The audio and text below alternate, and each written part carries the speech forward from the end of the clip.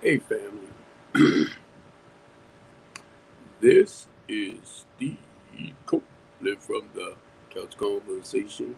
Steve Copeland from the Couch Conversation. Steve Copeland from the Couch Conversation Show. Steve Copeland from the Couch Conversation. Steve Copeland from the Couch Conversation. Steve Copeland from the Couch Conversation Show. Hey yo, how y'all doing? Steve Copeland from the Couch Conversation.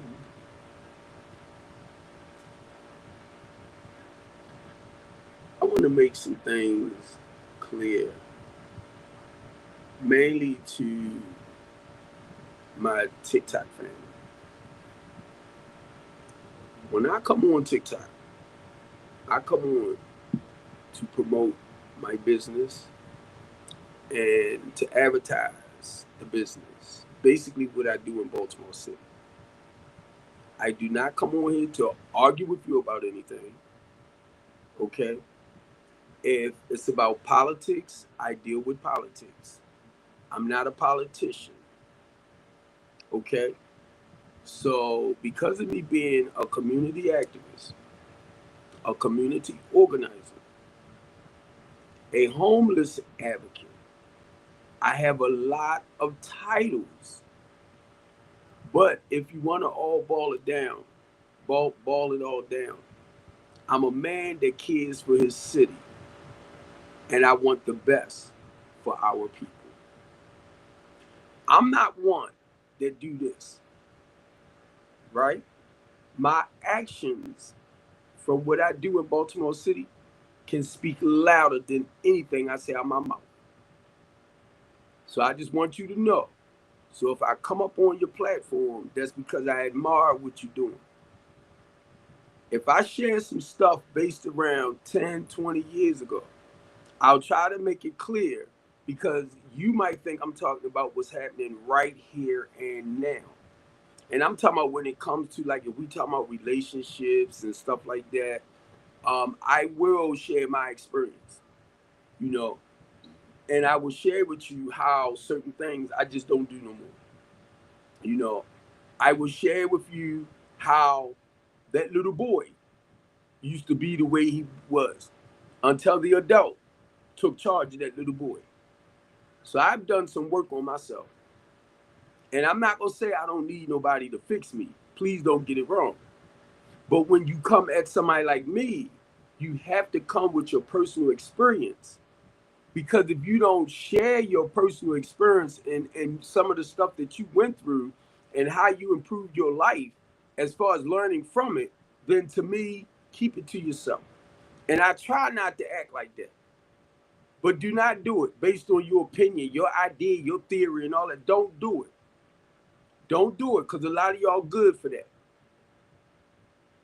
And I try to explain that to y'all when I do come up on a platform. I let you know. I share my experience, my strengths, and my hopes. A lot of y'all can hear what I'm saying. And as I talk, you hear what I'm saying, but you're not really listening. You know why? Because you already prepared in your mind with an answer. So that goes to show you're not really listening. You can't wait. You got the answer for whatever somebody got to say right there, so you're not listening. You listen. And I learned that throughout my process, right? Now, y'all know, like I said, I'm a community activist and I'm not no joke. Okay? I don't play when it comes to our people. I do not play. So, in other words, I'm going to talk about what happened in DC, right? Now, I have people from DC calling me to see can they be housed, which I have no problem with that. I have none. The point is now they're bringing them over. What Trump did was geared towards the black community and the homeless people. is spreading out now. It's not just the black community. They're over there harassing white people as well. That has nothing to do with the crime that he was talking about. So I'm going to say this. His intentions meant well. But when you send a group of outsiders into the plantation, because that's what it is, Trump is in the big house, the White House. DC, around him, that's the plantation. For a lot of y'all that can't see it, that's like that slave master, that master controlling the people. A lot of y'all didn't even see it. Flew right over your heads. Good day, Ivy. It flew over your head. I've been saying it for the longest time. He's trying to control and dictate the people. But guess what? His goal, he pointed out, the black community, poor community. I'm watching a video the other day. They are harassing white people. Stopping them and everything. I'm talking about in their cars and stuff. What the heck is this?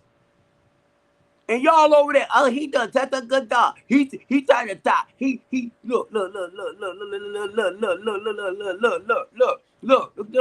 check it out.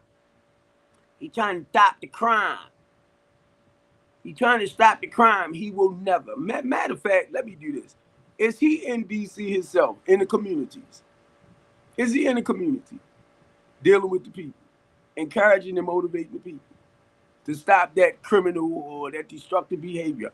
Is he in the community? No, he's not. So what are you going to do? You already got the police there, right? Then you're going to turn around and undermine the police and you're going to send the federal troops in. So you telling them they ain't doing a good enough damn job with their job. So now you turn around, you need to fire them. If they ain't doing a good job, fire them.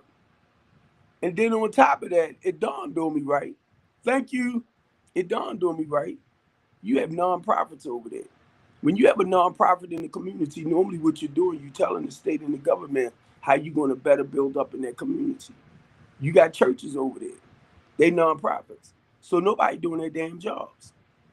If it's out of control like that. Trump can't come in and fix that. Because that's a ground level thing. That's a ground level. It's the people. It's the people that has to come together and be like on this type frame. Enough is enough is enough. And keep in mind too, we can slow it down where it won't be out of control. We can slow it down, but it's the people. Now, what I did, I called to speak to Trump. I'm lying. I'm just lying with that one. But I just want to say this to make it sound good. I called to speak to Trump because what I wanted to say, white boy, this is Steve Copeland from Baltimore, Maryland. I'm going to come over DC, all right?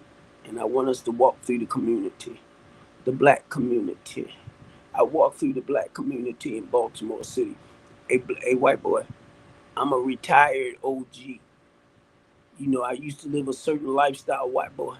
I don't live it no more. Come on, let me show you, because you didn't grow up into this. Let me show you some stuff. Let me show you how to work with your homeless and less fortunate population.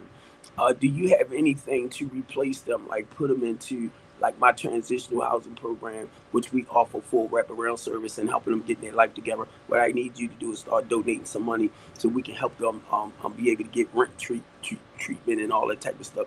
That's why billionaires like you, white boy, normally donate money to places like this so we can help build up. You're not donating money back into the black community to help them build up. But Laura and John Arnold's are donating money back into the black community. They are billionaires, Trump. Why you're not?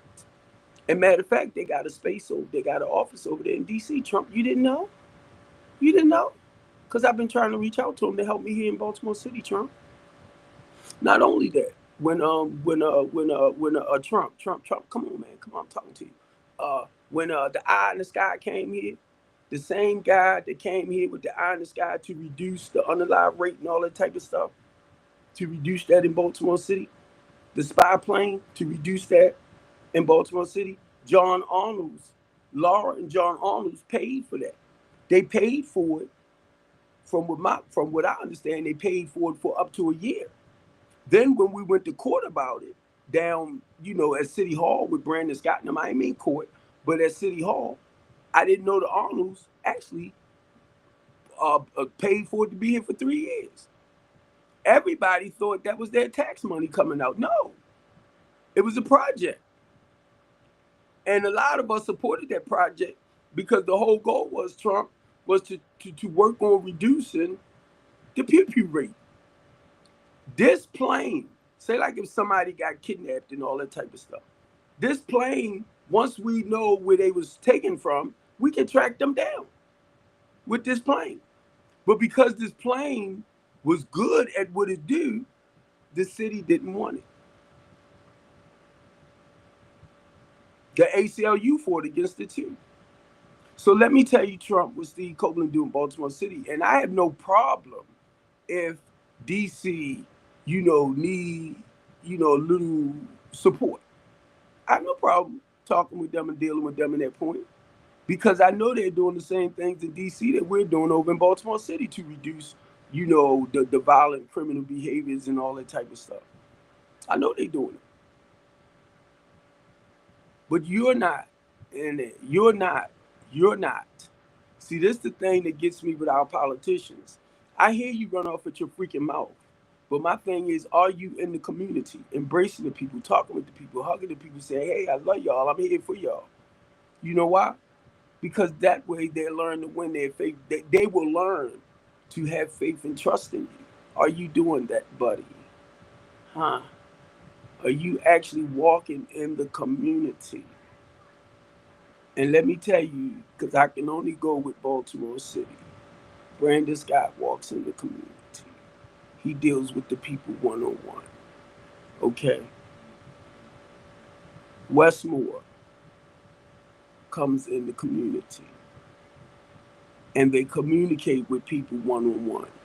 Their security might be right there, but they give them space to deal with the people. Trump, why you're not dealing with the people, Trump? Ivan Bates is another one, Trump.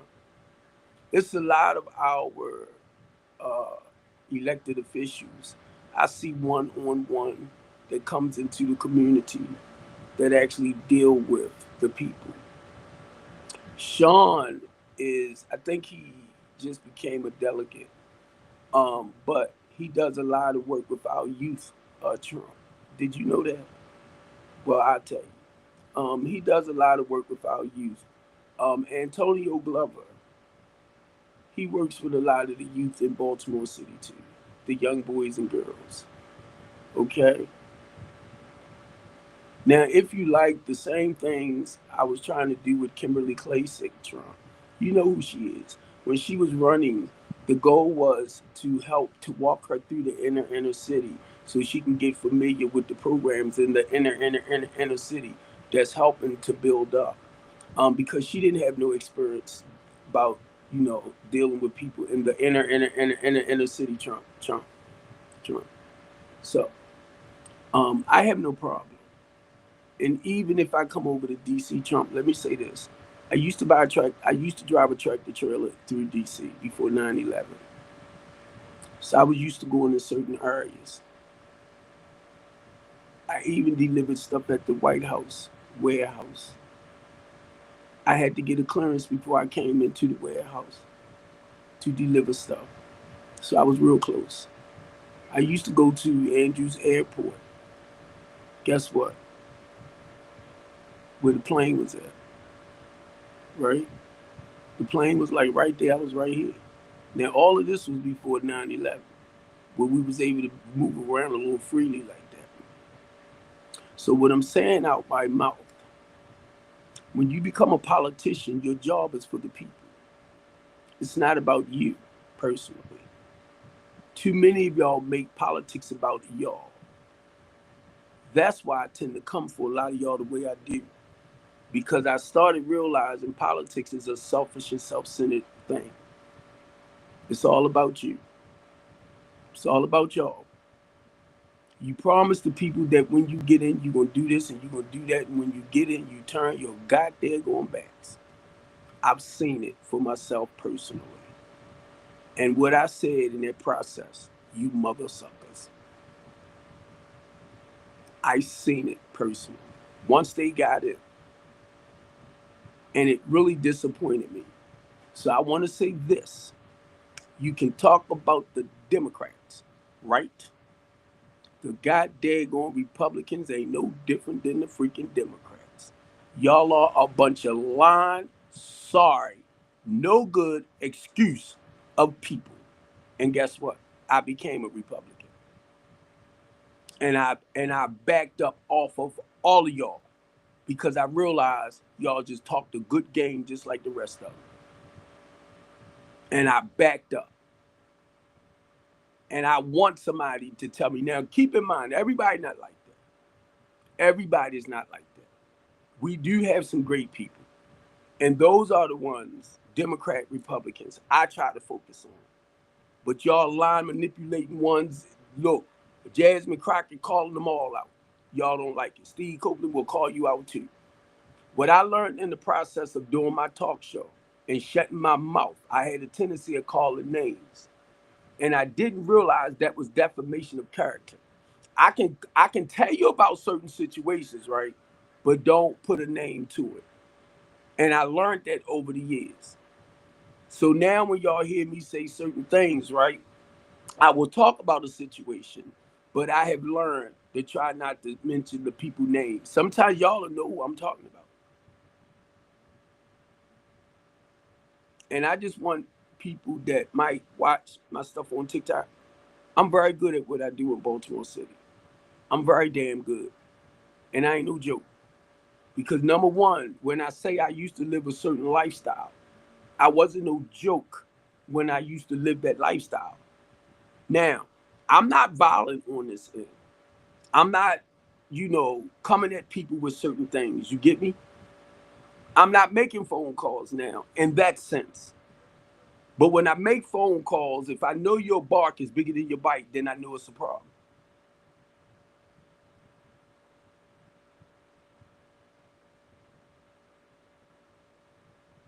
So basically what I do, because of my experience of how I used to live, and I don't live like that no more, because I'm telling you, you could not tell me the life I was living that I was wrong. You could not tell me. It wasn't until I came out of it. And it was like I look back over my life and I look back and I was like, oh my God, I didn't know I was destroying my own community. I did not know I was poisoning the community.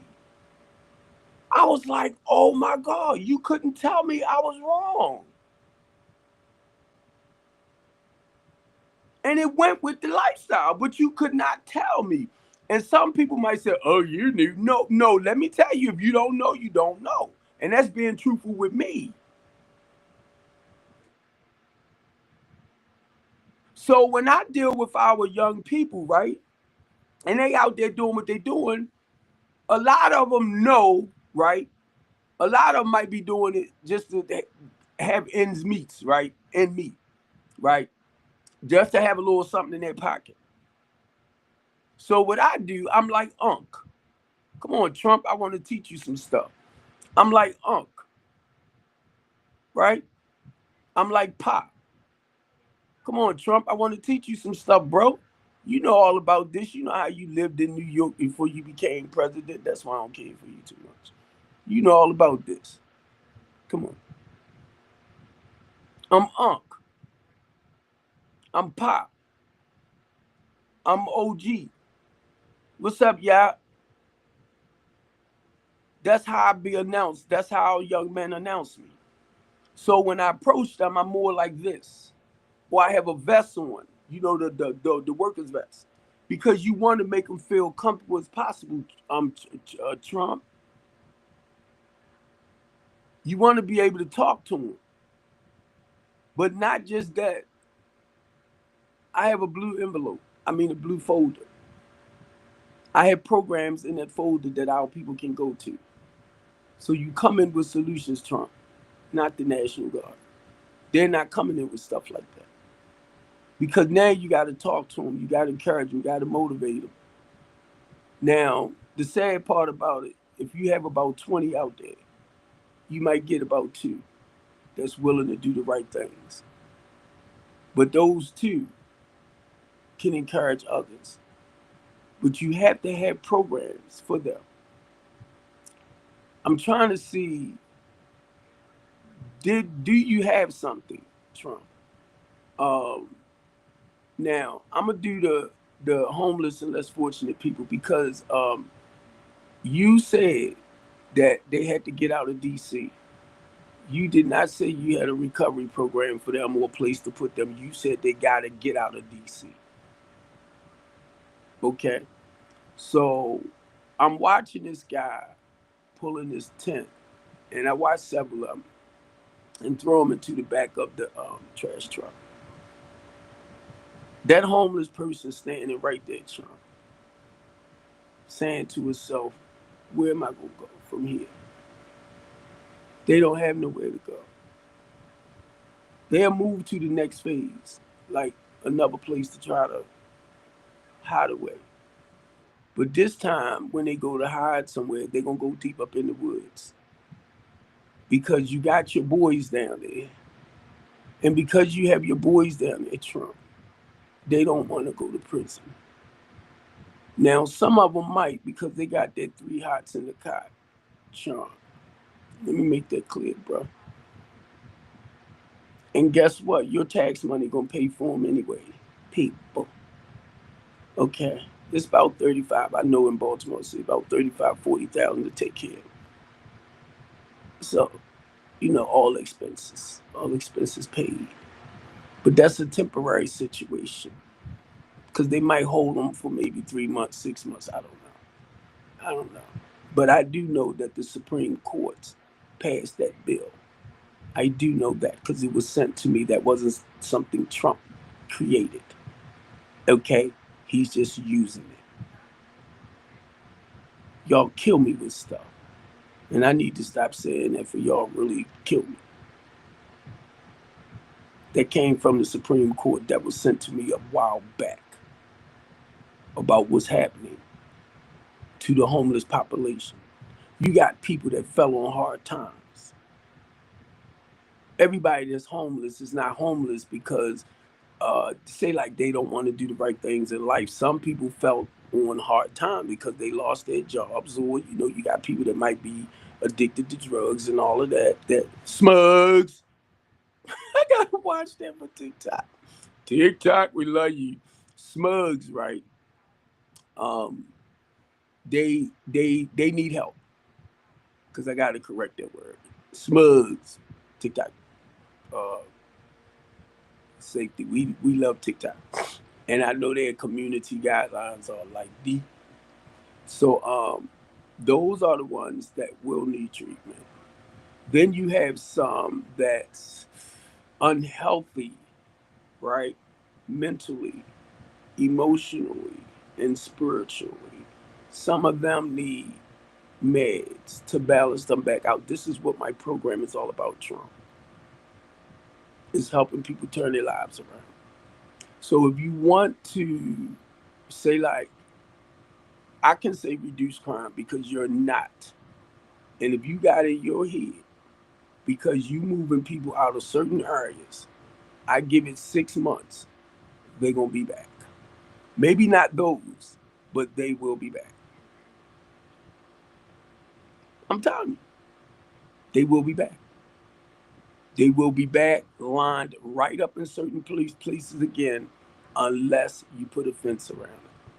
But if it's public space, and then you got people who don't want a home or place, don't have no problem going back up, and they will go in the woods. That's what we call the homeless encampment, Trump.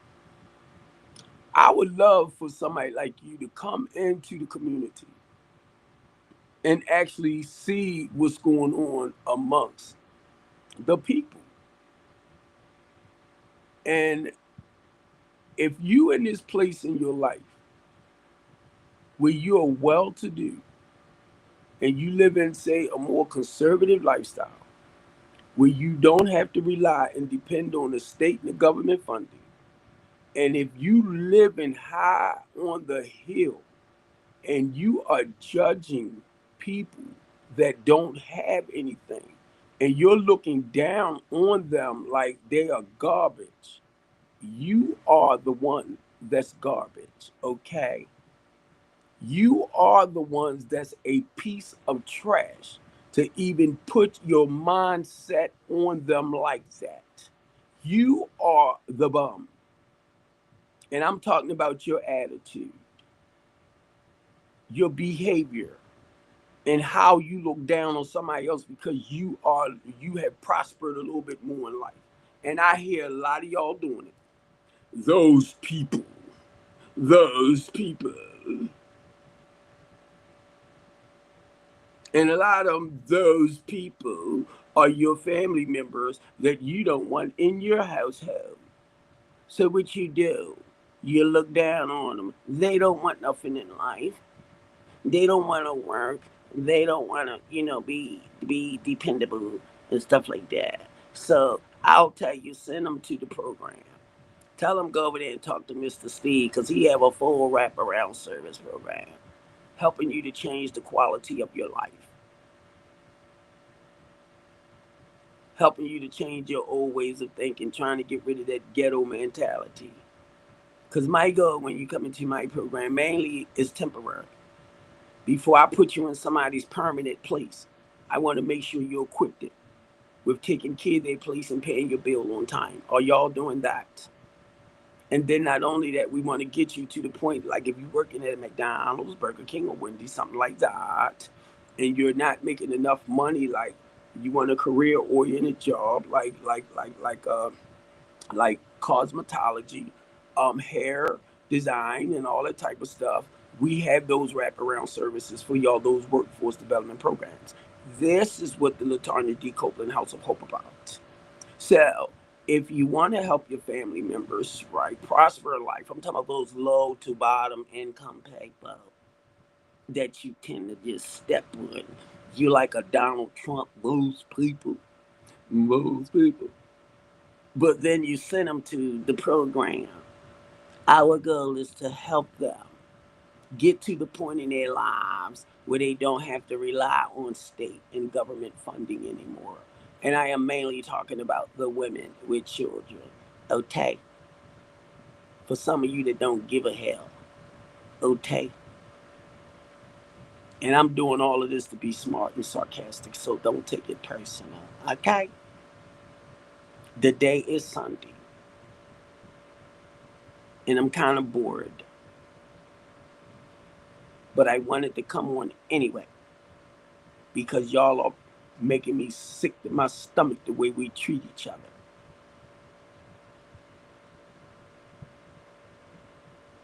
And you better thank God. It ain't you. Seriously. Thank God. Thank God. Because I'm going to tell y'all, when I first got involved with like the homeless population and stuff like that, I was like, wow. It was like a whole different world. And it is. It is. If you go into, and they have fun, I'm telling you. When we was under the bridge of I-83, they would have like cookouts. Somebody would come past and they would give, I mean, when I say like shrimps, lobster, crabs, they would come and they would enjoy themselves. And I started realizing with the music, with the having fun, stuff like that, and they homeless. And I realized they like a set of, I'm sorry y'all, like a group of people that's in their own world, and they're all right with it. They're all right with it. But then you got some, like I said, that fell on hard times, and they might be sleeping in tents, you know, and they'll tell you what happened to them, and man, it breaks your heart. And I'm talking about some educated people too, and it breaks your heart. It breaks your heart. So everybody, y'all, that's like in the homeless encampments and out on the streets like that, and it could be a sign of mental issues too, you know, with certain ones to fall and go and stay in that space, depression.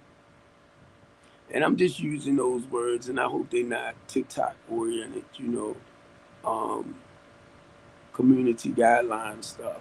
But this is what I deal with.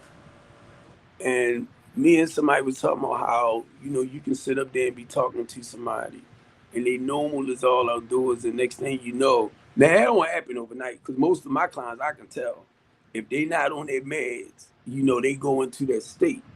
And I be like, mainly if we trying to conversate and it's taking them a long time to get their thoughts and everything together, I be like, when the last time you had your meds? And they might say about a week ago. I'm like, why you ain't called? And I normally call the psychiatrist to let them know that they're out and they have to re-prescribe. Because some people, keep in mind, when they doing okay here and they feel like, they functioning normal and everything, they'll get to the point they'll stop taking this stuff. Because it's like, I don't need it. Not looking at they going to wild out later. So in my case, because these are the type of people that I deal with, I have to continue by them being in my program, checking on them, speaking to them, dealing with them. That's how I know. Or if one of my board members come and say, Steve, such and such and such is, behaving and acting a certain way, then I might have to confront them like what is going on and stuff like that. That's because my heart, y'all, is into helping out people. I was on somebody's platform last night and I was trying to, from basically what I do, explain to them, and y'all might not see this. Y'all might not see it, right? For Trump to have done what he did, right? I'm looking at you sitting up high. You in the White House. You're in the White House. You're in the big house. And most of your slave masters had big houses, right? Now, all around them was their land and stuff. They had overseers to watch over the slaves. What y'all think the National Guard is? Did y'all miss it? Did y'all miss it? That's why I see it. And then when he made that statement out his mouth, the black community, and y'all heard him. And I guarantee you some of y'all gonna say, like, oh, he didn't really mean that. He didn't really mean, because y'all will justify everything this man say out his mouth. And then when he said the homeless population, those are the two group of people, whether they're black or white. It ain't because everybody in the black poor community, everybody in the poor community isn't black. I can tell you that firsthand. I house white people too. People that need help. But he targeted the weak. And y'all missed it. It was like, I'm looking at him as, and a lot of us, I'm telling you, that slave master. And I'm looking at DC as the plantation. I said, this mother sucker, no, you didn't.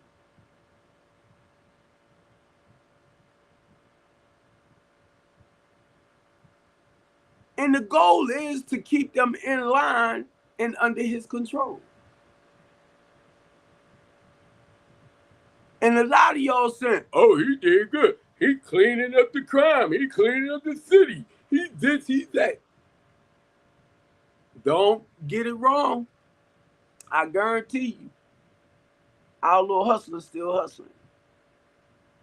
They still hustling. They probably not hustling while they're around. Get it. Get it. Because back in the days when 5-0 showed up, we put the stuff up. 5-0. And once they came through and went on about their business, we started back.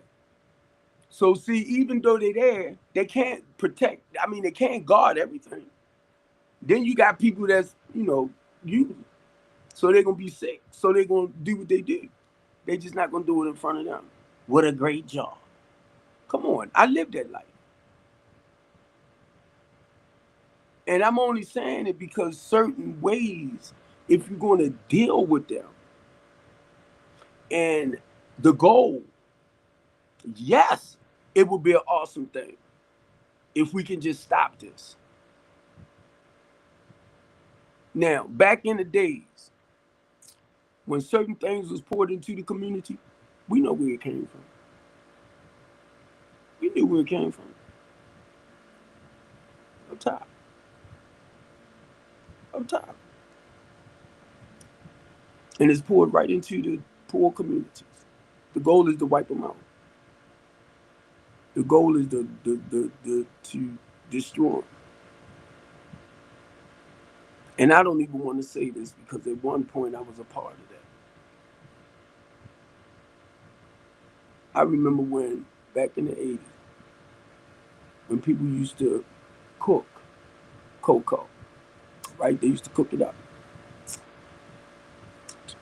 to smoke it, right? And then they came out with the Cracker Jacks. I remember that.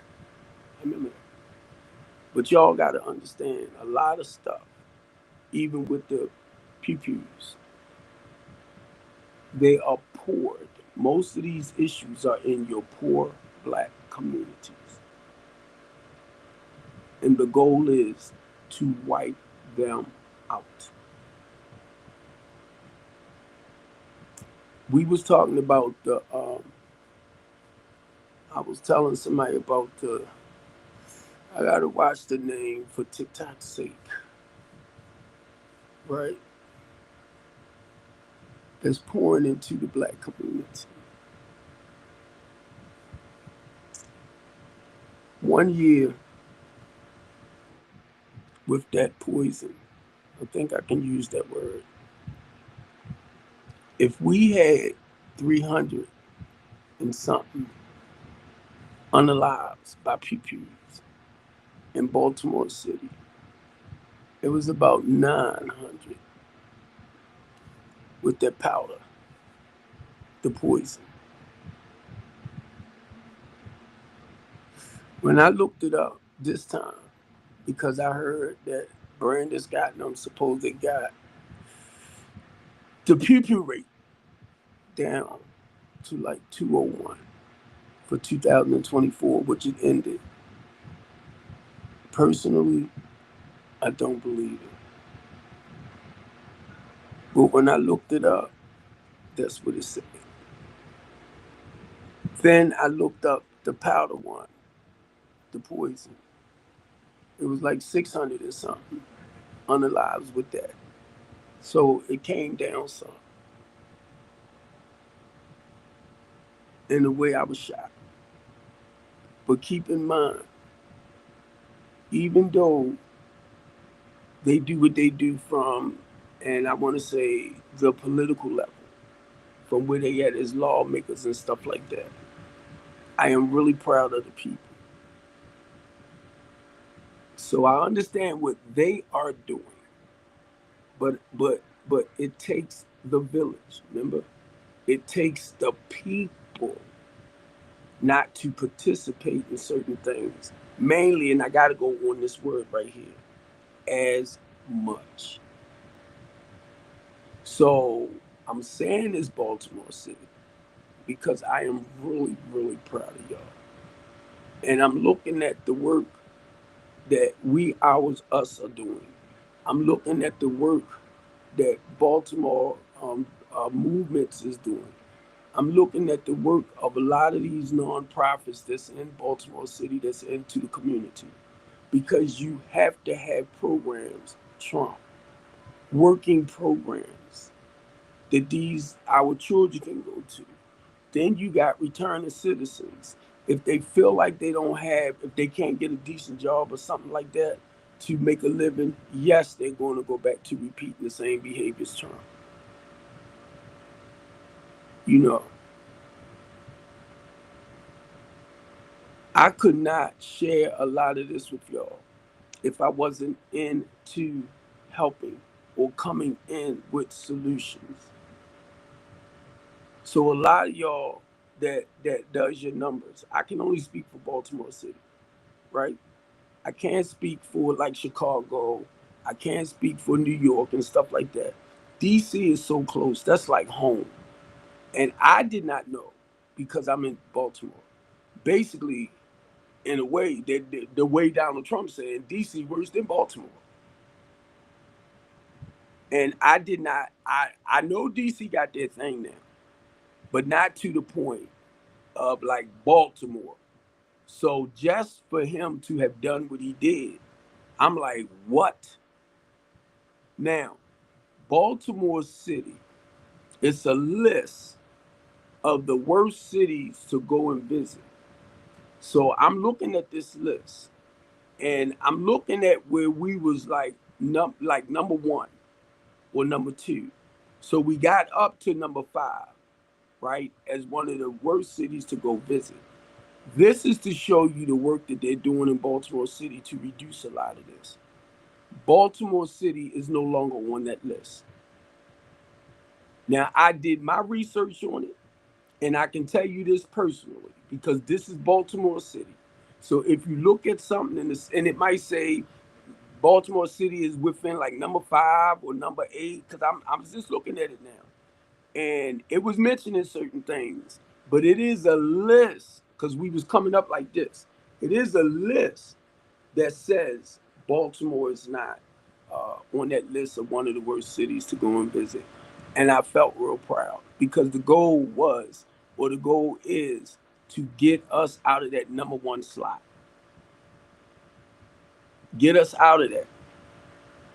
And to read that and see how we started like this.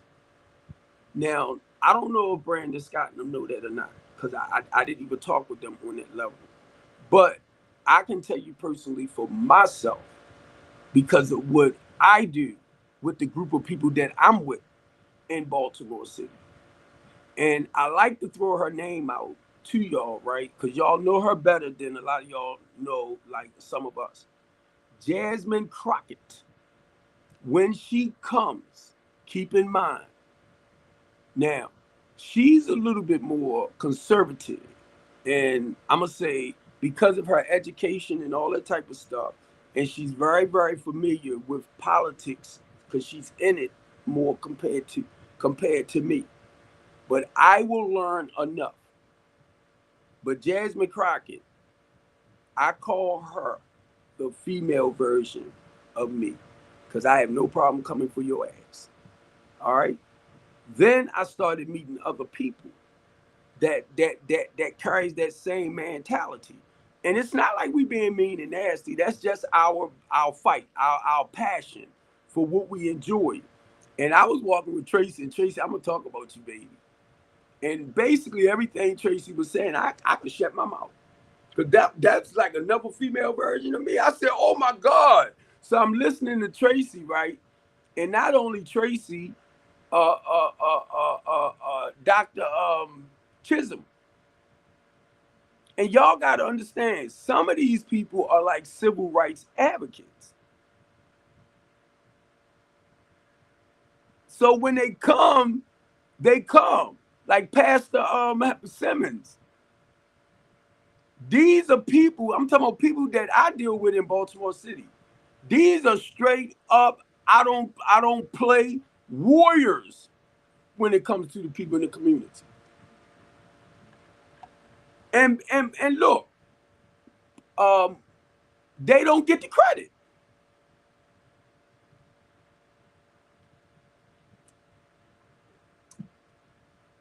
Put on community events and all of that. They don't get the credit. Brandon Scott and them know just about everybody I mentioned. Brandon Scott know. He knows what we all do. But one thing about us, right?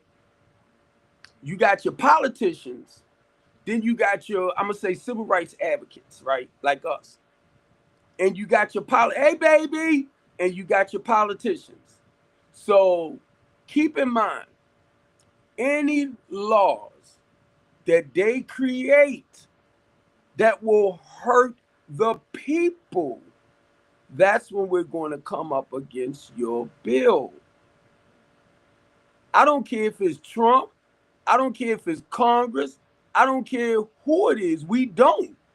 The goal is, if it get into law, right, and people have to live accordingly, our goal is to come up with solutions so the people will live according to your bill. But we will fight it, because you know if they break the law, they're going to go to prison. You know that, right? So the goal is not for them to go to prison. But any bill you create that will help improve the community, watch how I say this, we will come up with ways and means to help improve it in the community. Because it's not your politicians that's doing the work. Right. I'm sorry, Common Sense. Common Sense said politician. See, we need them in the community. You see what I just said? You see what I just said? They can create all the laws and policies they want, but they are not on the ground like that with the solution. And be honest with you, Common Sense, I found out they can't do it.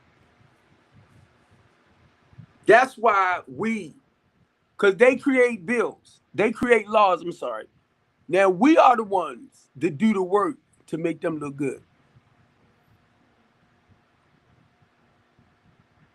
Even if they have solutions, but they are lawmakers, there's a real big difference.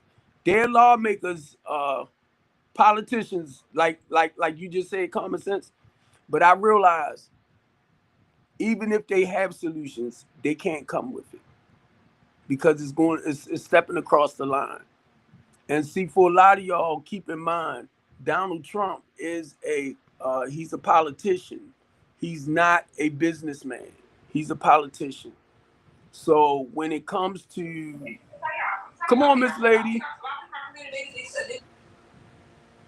And now, mind y'all, when I started reading about the position of the president don't have as much power. Now Trump is showing something totally different, but the president don't have as much power as we give him credit for. And it bothers me, and I want you to speak to Common Sense. It bothers me because I'm looking at Congress. A lot of y'all looking at Trump, but I'm looking at Congress. What is it, the Senate? I'm looking at the lawmakers. I'm looking at the ones that actually create the policies and stuff. It's not Trump. It's not Trump. It's not Trump. But I'm looking at our Congress members, and I'm looking at them, and I'm like, why are y'all allowing this man to do this? Come on, Common Sense. Hey, Steve, you know what? This is a good conversation. Actually, me and my daughter was just having this conversation, and I just happened to post on TikTok, and there you was having it. You know what? It says we the people, okay? And what most people don't understand, politicians are not leaders. They can never pass a law. They've been tricking people into saying that this is law. Only God can make a law. What they do is pass policies, ordinances, and rules. Okay? And we have three branches in this, what we call government. And if you take the word government and you do the etymologies of it and break it down, that means to govern over the mind, okay? Woo! Over the mind, all right? So they've been playing mind games. And they don't have the power. But we are sitting dormant as the people with the power and allowing them to cosplay and pretend that they got the power. But at any time, if you go back and read the Constitution, it says any time that this government body does not represent the people and do right by the people have the power to do what? To let them go. To demolish it and to rebuild. I think it's time for us to take our power and use proper measures within the Constitution to take all of them out of their seats. Right. We should be the law comes from the people that is appointed by God, not through politicians. If you think about in the book of Judges, when the people were complaining, then God said, Moses, hey, hold on, wait a minute. I got your father-in-law. I'm going to use your father-in-law to set up judges to handle the complaints of the people according to God's law, not according to man's law, right?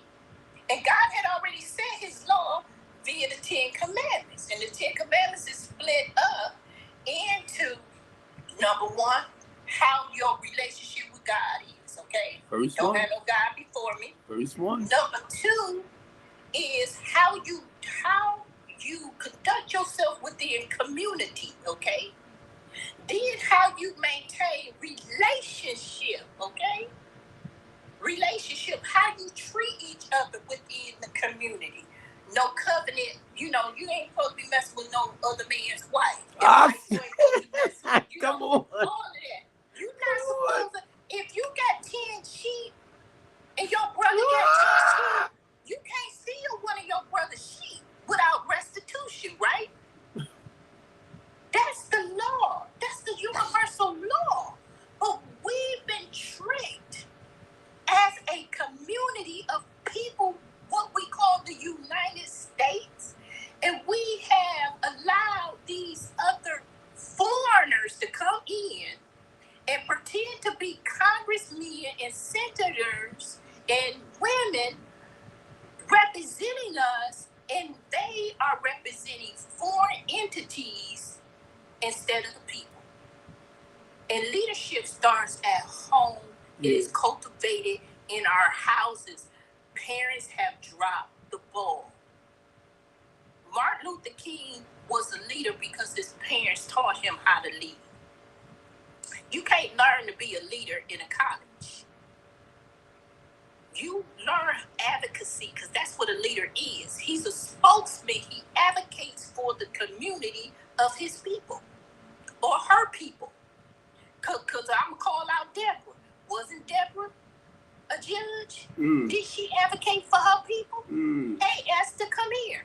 Come here, Esther. Did she advocate to her husband for her people? We are all advocates, and we have all been put in positions of leadership. We just won't stand up and speak out because what they were able to do to us when they took John, Malcolm, Martin, and Robert, and so many others, they put fear in us. Right. The fear of death. And I'm going to just say this, as a daughter of the First Nation, of the people of God, we should never fear death. We should never fear death. We should walk in the sun of the Almighty, and we should stand on the truth every day. And we now have to speak truth to the imposters. And I'm going to land my plane on that, brother. Thank you, Jesus. Thank you. I was sharing that with somebody, because the way I'm looking at it, it's the people. And I'm trying to help the people to understand it's us that has to come together, back together. Um, I see what's happening, and I mean not just me. It's and I'm looking at Plus Jones down there too, and he popped up, and he don't know how much I really admire this man. He's a great man in Baltimore City, and he is about the people. Him and his wife, they are about the people, and I've been saying that we have to stand up for the things that we want out of life. You know, as far as representing our own selves. Um, when I hear people always pointing the fingers about the white man this and the white man that, and to me, that's just your justification for not standing up for your rights or what you want in life. Now, I had to go back. I was telling somebody just what you said too. That when I got locked up 2 years ago, um, common sense. God took me to Genesis, brought me straight through Revelations. And I did not understand that at the time, organized religion and politics, like right now, is what keeps his people enslaved and oppressed. I Yes, did not, you was just, I did not realize it. I was totally I would totally agree with you, and like I'm a wordsmith. I like to understand the origins of words. Right. That's what I was feeling from you. I love the way you was wording it. But look, not I had to understand the difference between like organized religion, which tend to with the traditions and doctrines and stuff like that, than just your religion that tends to teach people a particular way of life. But the ones that tend to want to control and dominate them. And I was saying this, and another lady was like, oh, that's the same. Politics. Look, she fights too, but I think she's like a Hispanic lady. But anyway, she was saying that, oh, that's the same. Organized religion and politics. She said that's one. And that's what I started seeing. You know, the control, the dominating. And I'm like, wow. Because I didn't pay Think attention. about this. Rome. I'm going to use the word Rome. Okay.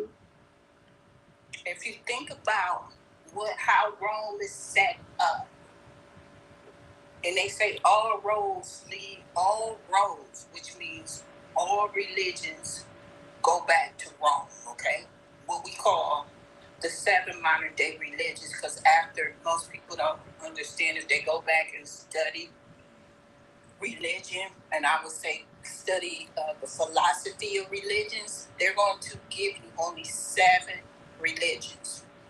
All of the rest of them, they put them in categories as minor or occults. Yeah. Okay. Yeah.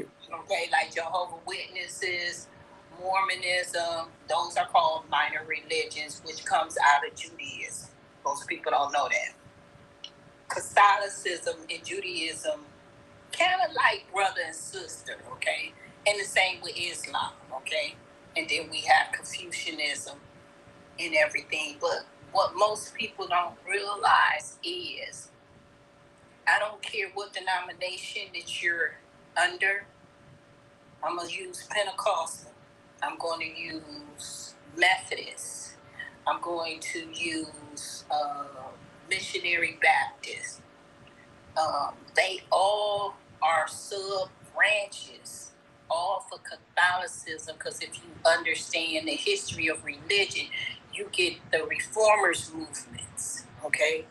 And out of these reformer movements, we get the Methodist Church, we get the Episcopal Church, we get the Pentecostal churches. We even, the only ones that, you know, and if people go back, and I would suggest anybody who's listening to this live, go back and really find out what the word Christian means. It actually means, it was a derogatory term that actually calls you like you feeble-minded, you a buffoon, you an idiot, okay, and everything. And they created, I hate to say this, they called it a thing, and they said what are we going to do with this thing based upon the Nicaea councils that were taking place?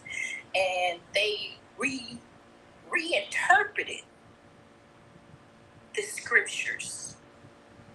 So what you get from the NIV or the King James, and there's been so many, and now, you know, Disney supposed to own the Bible, you know. So you got to think about it. Anytime man gets his hands on anything, man will interpret it to serve him. Right. Okay. So, you know, we've seen agendas being pushed via the church to serve man and not God, because it's going against universal law, which is nature. Okay? Nature exhibits the universal law. If you plant a seed, you reap a harvest. Okay? That's a universal law. We get it. We say, if you sow, you reap, right? You reap. And if you reap bad seeds, you reap a bad harvest. Okay? We have to begin to understand that everything is based upon universal law, but they've been able to water it down and call it religion. And religion, the word religion means to bind, like a book. You know, a book is bind. Those pages are binded, right? Mm-hmm. So when you know the history of this, and Christianity never started in Europe. Europe burnt down the temples, the libraries, and then they went over and studied among the people that knew the history and had the relationship with God. And they came back and created this thing that's called Catholicism. But Catholicism was only created to control the people. Mm-hmm. To usurp the power that God has given all of us. And that's where we get politics from as well. And if we break down the word politic, it means many bloodsuckers. Whoa! Many bloodsuckers. I even say this. We always been taught to shame the pimp and the prostitute. But if you look at how politicians operate, they the hoes. And I love you saying that, because look, when I looked it up, it told me that it is a selfish and self-centered position. And you just said the word bloodsucker.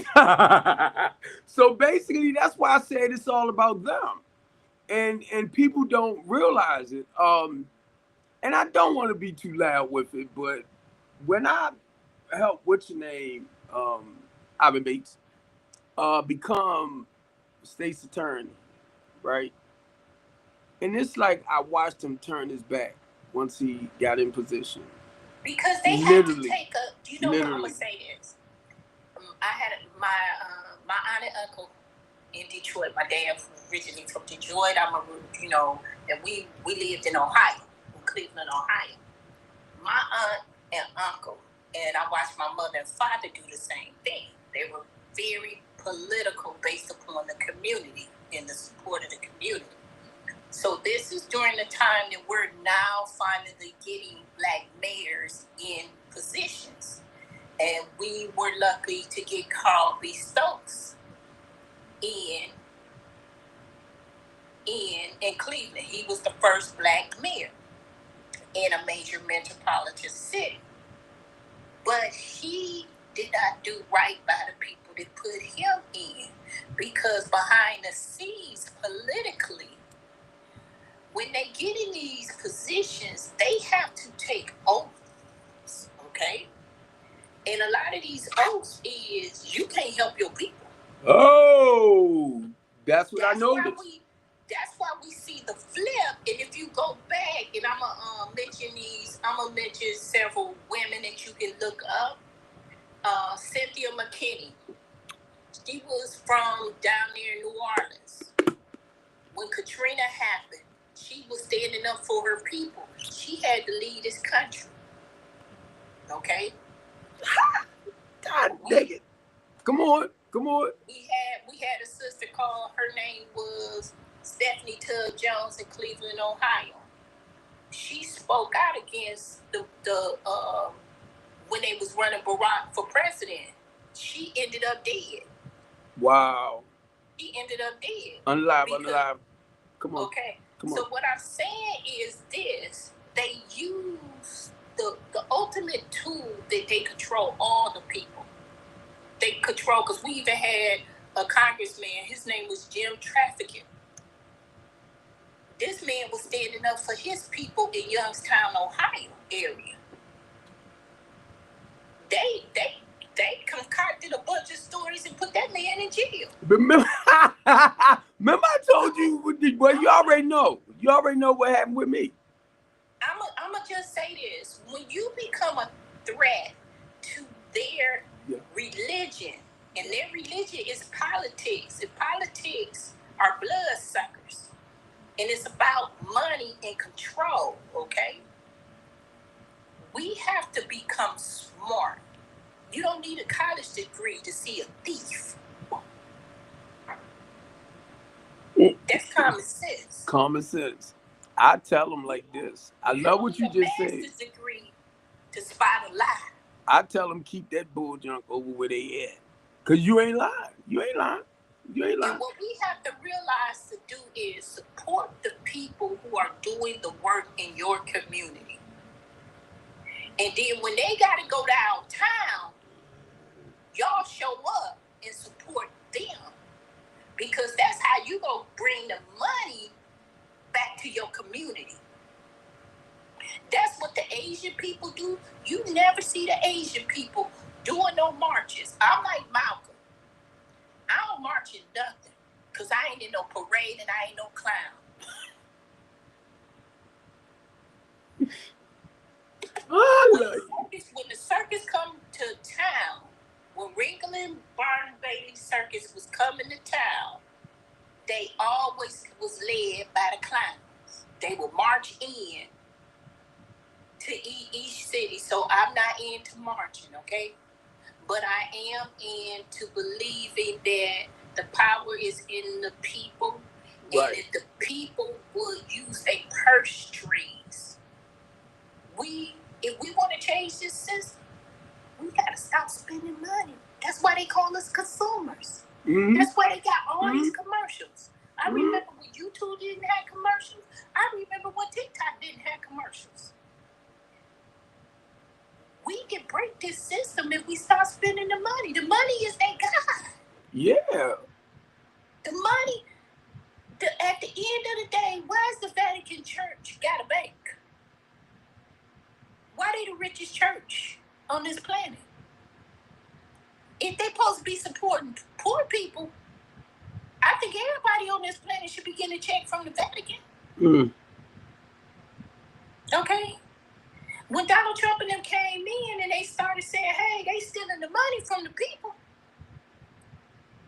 why ain't the people raising hell about the money and saying, where my check at? It says the United States Treasury Department, right?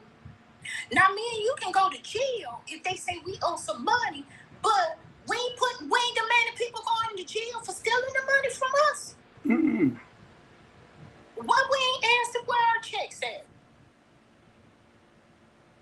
Why are we not saying, okay, we got Medicaid and Medicare. They're the two biggest payers in the United States, right? Why we the people ain't saying, well, if we pay into this, then we should have free healthcare across the board. We should be paying kids to go to college to become doctors. Okay? We need to be investing in the community that's going to build the infrastructure. Infrastructure is not built on concrete. It's built by people. Right. You invest in the people, not in the control of the people. Anytime that you try to control the people, you are going to have resistance. Right. What they did is they dumbed down the people our people, the most spiritual people on the planet. They got us caught up in this religion. We don't speak to each other because you Baptist and they Koji, all this stuff. And the word denomination just means division, right? Wow! Let there be no division amongst my people. He said it separates us. Right, it separates us. So and this is so crazy. I just say this is divine time. I believe in divine time. Yes. Because I just literally posted that says everybody's talking about community and unity, but ain't nobody having a conversation with one another. And you cannot deal with community and have unity without conversation. You ain't gotta like me, you ain't got to love me, but you got to recognize our humanity in each other. And if you sick and she's sick and our people are suffering, then we need to stand up, get our people healed, and stop the suffering. And that's due to we find value in common good in the humanity of each individual, and that's what they've been able to trick the American people and the world population into thinking that somebody else's humanity, because they on a different continent or they in a different city or in a different community, is not that valuable. And you can't be rich. I'm getting ready to say this. In this world right now, you cannot be rich unless you have caused death, destruction to people. Just like the Pharisees. That's sad. But it's true. It's sad and it's so true.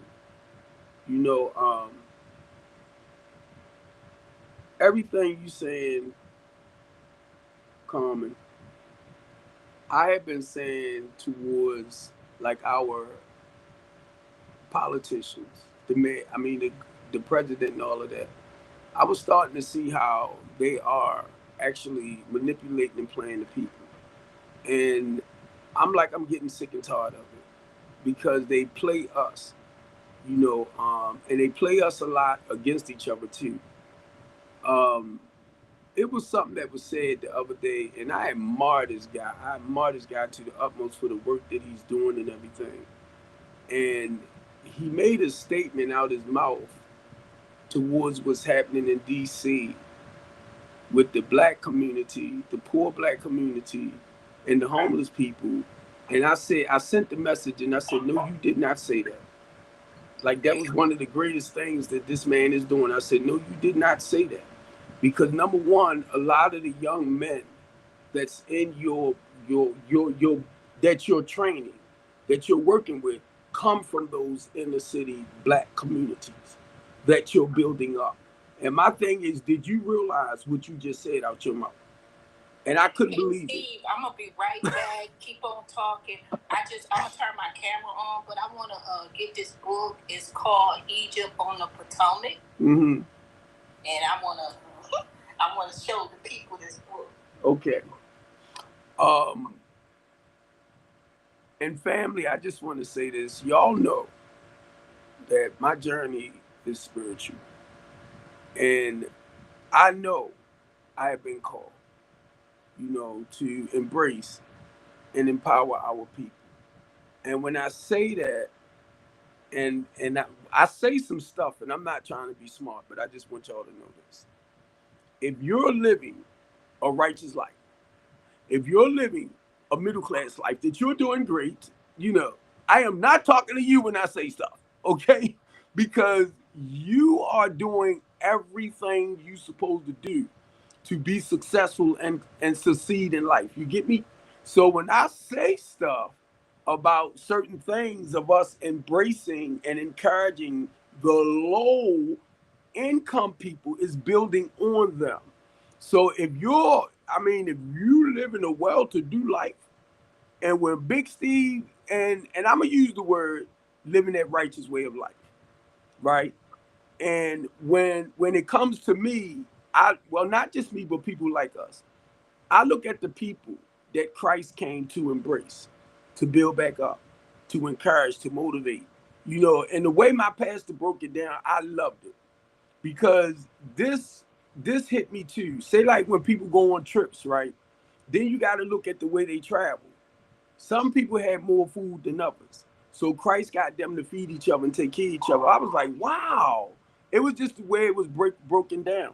So when I look at our homeless and less fortunate people, or just our poor people, I did not know. And through my studying or just reading that the apostles was homeless too.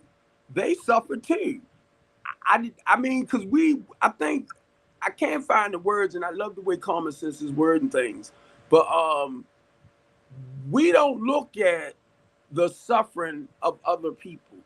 And what I mean, to me, in a sense, let me put it like this: it took me to experience some stuff in my life to relate to like a Joseph story, to relate to a Noah story, or a David story, or Jeremiah's story.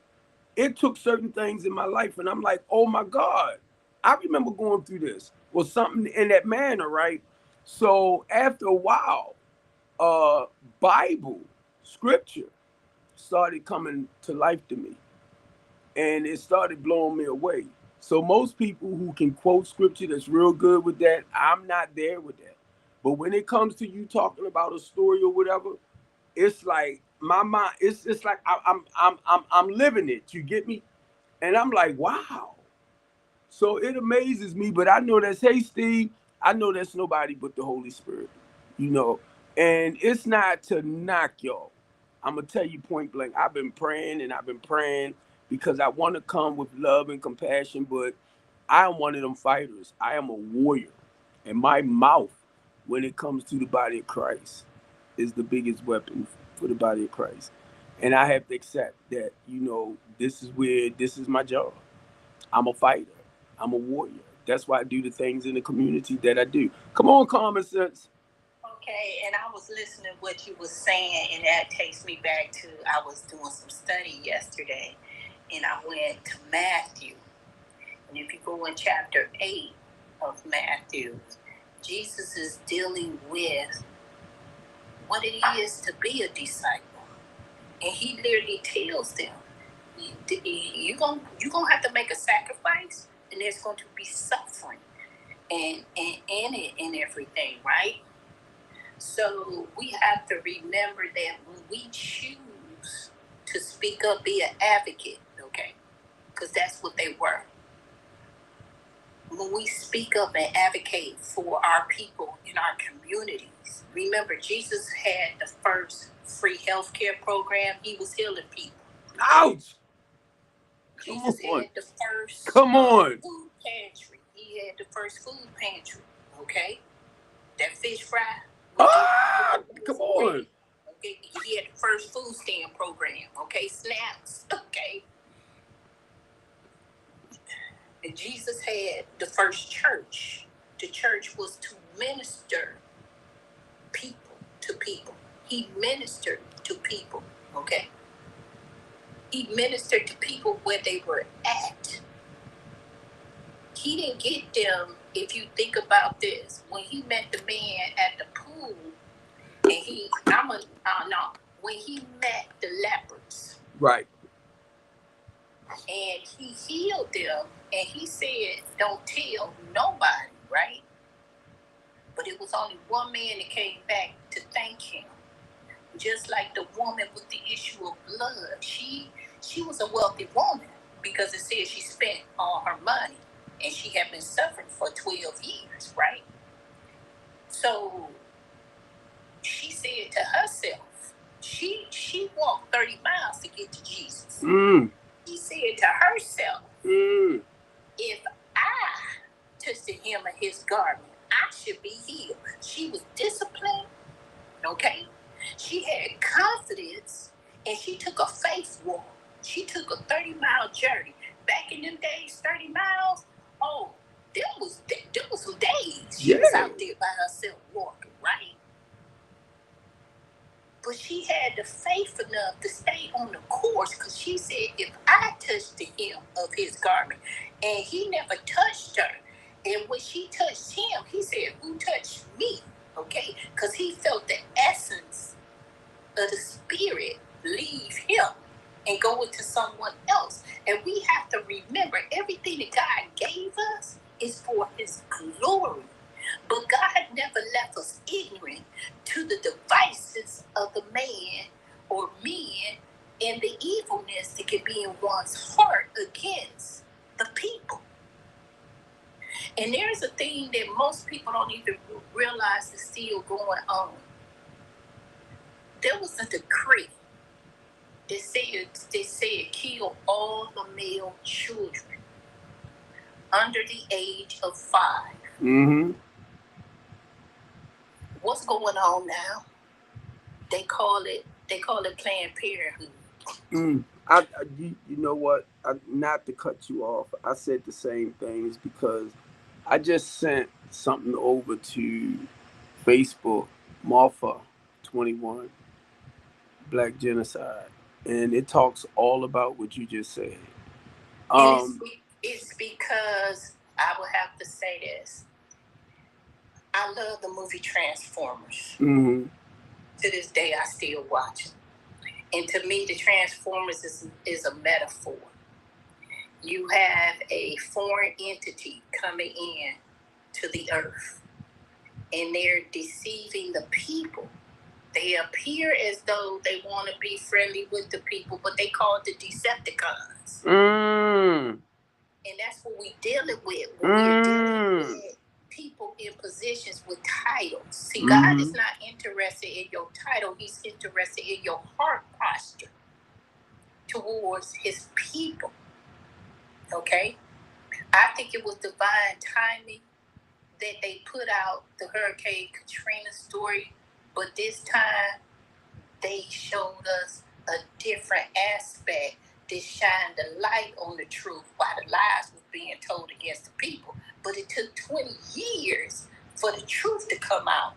And it's going to be more truths to come out if the people will stand with the people who were victimized due to the genocide Holocaust, because that was a Holocaust, against the people, okay? Against the melanated people. We have to be careful not to always get emotional when it comes to politics and the government, because remember, I told you government means to control the mind. Thank you. Control and authority over the mind. And if you notice, in this era that we're in, they call it the technological era, it's about emotions attached to the mind. If they can control your emotions and control your eye that is attached to your mind, they got you. Okay? So, one thing is I believe in is it is fundamental to read, okay? And the first book that I'm going to recommend to everybody, I'm holding it up, and it's by Howard Zinn, Zinn. It says A People's History of the United States. It says people history, not the history of the United States. People history of the United States, okay? And if you read this book, you're going to find out that there was rebellions going on, okay? We had a bunch of rebellions and stuff going on, and one of them that brings to mind is it was called the Flour Rebellion. They had put taxes on flour, so now people couldn't buy flour. Guess what the people did? The people rebelled against the United States, and guess what happened? That flour tax went away. For my people and any people, we must begin to read this. It's called The Miseducation of the Negro by Carter G. Wilson. Ouch. Okay? You got to understand the manipulation of the mind through education. And when they manipulate now, who's that book by? It's by Carter G. Wilson. Wait a minute. Is that the history of the United States? No, the history of A People's History of the United States is by Howard Zinn. All right, I see it. Z-I-N-N. I see it. Okay. And give me the other one. And then we got Carter G. Wilson, The Miseducation of the Negro. I think every child that's in the 4th, 5th, and 6th grade, female or male, needs to read this book. This should be a reading recommendation for all parents to purchase. I heard that before. Okay. And it should be a reading that all parents should read. If you got a child and you a mama or daddy, you need to be reading this book. But individually, you need to be reading this book too. Somebody else was talking about that book. Okay. Now I'm getting ready. This book is by this author. Is by Anthony T. Broder. And it is called Egypt on the Potomac. And if you start to understand what this country really is, and all those monuments that are in D.C. and in Maryland, and the spiritual meaning and how it's operated with the government, it'll open up your mind even more, okay? And this is just called Egypt on the Potomac. I'm a reader. You scared me. This is a book. It's called The Jew, the Negro. The Jew, the Negro. Hey, common sense. You scaring me. Because Okay. Look. Too much information for me. I go. I'm like, look. I'm like, if I know this stuff, I'm gonna talk about this stuff. Only to encourage and motivate our people. Come on. For this should be a mandatory reading in every household, because it shows the methodology in which they control all of us. It's called the Willie Lynch Letter, even though it was about how to make a slave, and the word slave comes from Slavic, which they did it to their people before they did it to us, okay? Mm-hmm. So that's a good, because it shows you how they use everything against you. Your skin tone, your hair, your eye color, your weight, your size, your sex. They use everything about a human being as a tool to play against each other to control the masses. For educational purposes, also, you need to know your who you are biologically, how you function, how your blood, your cellular structure. And this is by Dr. Layla Africa. And he wrote this book, and it's called Melanin, What Makes Black People Black. And it breaks down our biological structure of melanin. Melanin is like a super cell, and it changes every day, every hour, every minute, okay? But it's your power source. And when you learn what melanin is and how it functions, you won't suffer from low self-esteem, and you won't hate being black anymore. And the other one is, I had to give you 2 books on, all this is history though, but this one is, it's got Christmas. This one is called Worldwide Evil and Misery, The Legacy of the 13 Satanic Bloodlines, okay? Educational purposes only. Okay, and this is for entertainment purposes only. And this was written by Fritz Springmeier and Robin D. Ritter. Those were the authors and everything. Those are just some of my recommendations that anytime you want to expand your knowledge of how economically the world is functioning, how it affects you, and the policies and the procedures and the rules and organizations have affected your life, the future of your people, your community, those are some good books to tap into and everything. So I told y'all I'm a reader.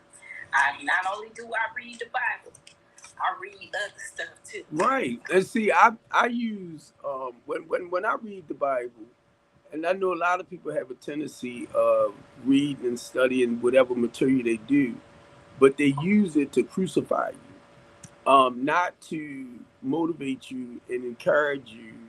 And whenever I go into any material, I'm looking for ways and means to embrace people in life with it. You know, just not just myself. Um, because if it to me, if it doesn't work for me, I feel like it's not gonna work for you. And I could be wrong with certain things. But when In this environment, we have to use the word greed for entertainment purposes. say that again. Greed. Greed. Greed. Greed. Greed. You know, being greedy. Okay. Well, I mean, be honest. Oh, I love the way you word and stuff. I love the way you was wording it. Because one, you know, I come the way I do, and you can tell certain people. I'm gonna say that's a little bit more educated or word. I'm gonna use wordly, where they know how to put them in proper perspective. And at one point, I said I was going to start studying certain things, you know, as far as how to properly deliver, say certain words and deliver it and stuff like that. But I'm like, Steve, look, you come the way you come. God called you for this time. Ouch! To his people, for his purpose, for divine deliverance of suffering of his people, okay? Mm-hmm. So I'm going to just say this. Moses had a stuttering problem, okay? Okay? God didn't ask Moses to speak correctly. He said, I'm going to use you so you can speak to the Pharaoh. Pharaoh represents government, okay? Most people don't realize that. Pharaoh represents government to deliver my people out of bondage, okay?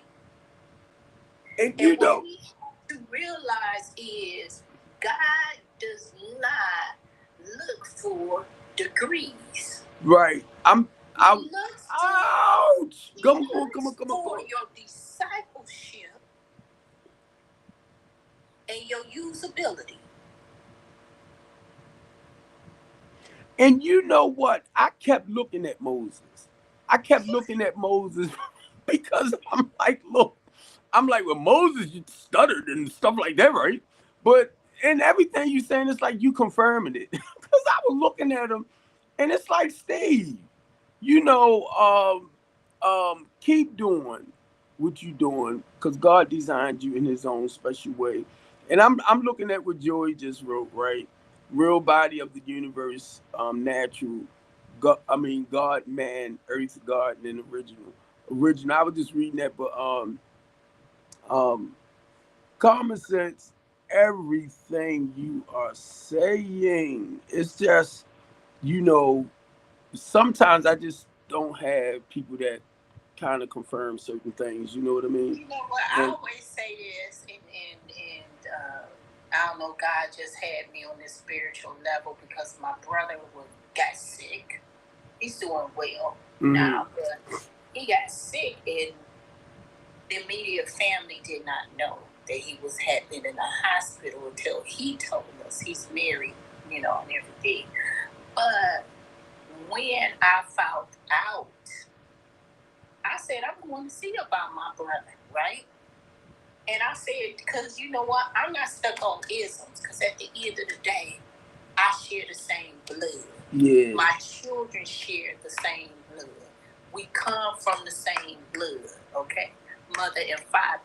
I'm going to see about my blood, right? And if we take on that attitude,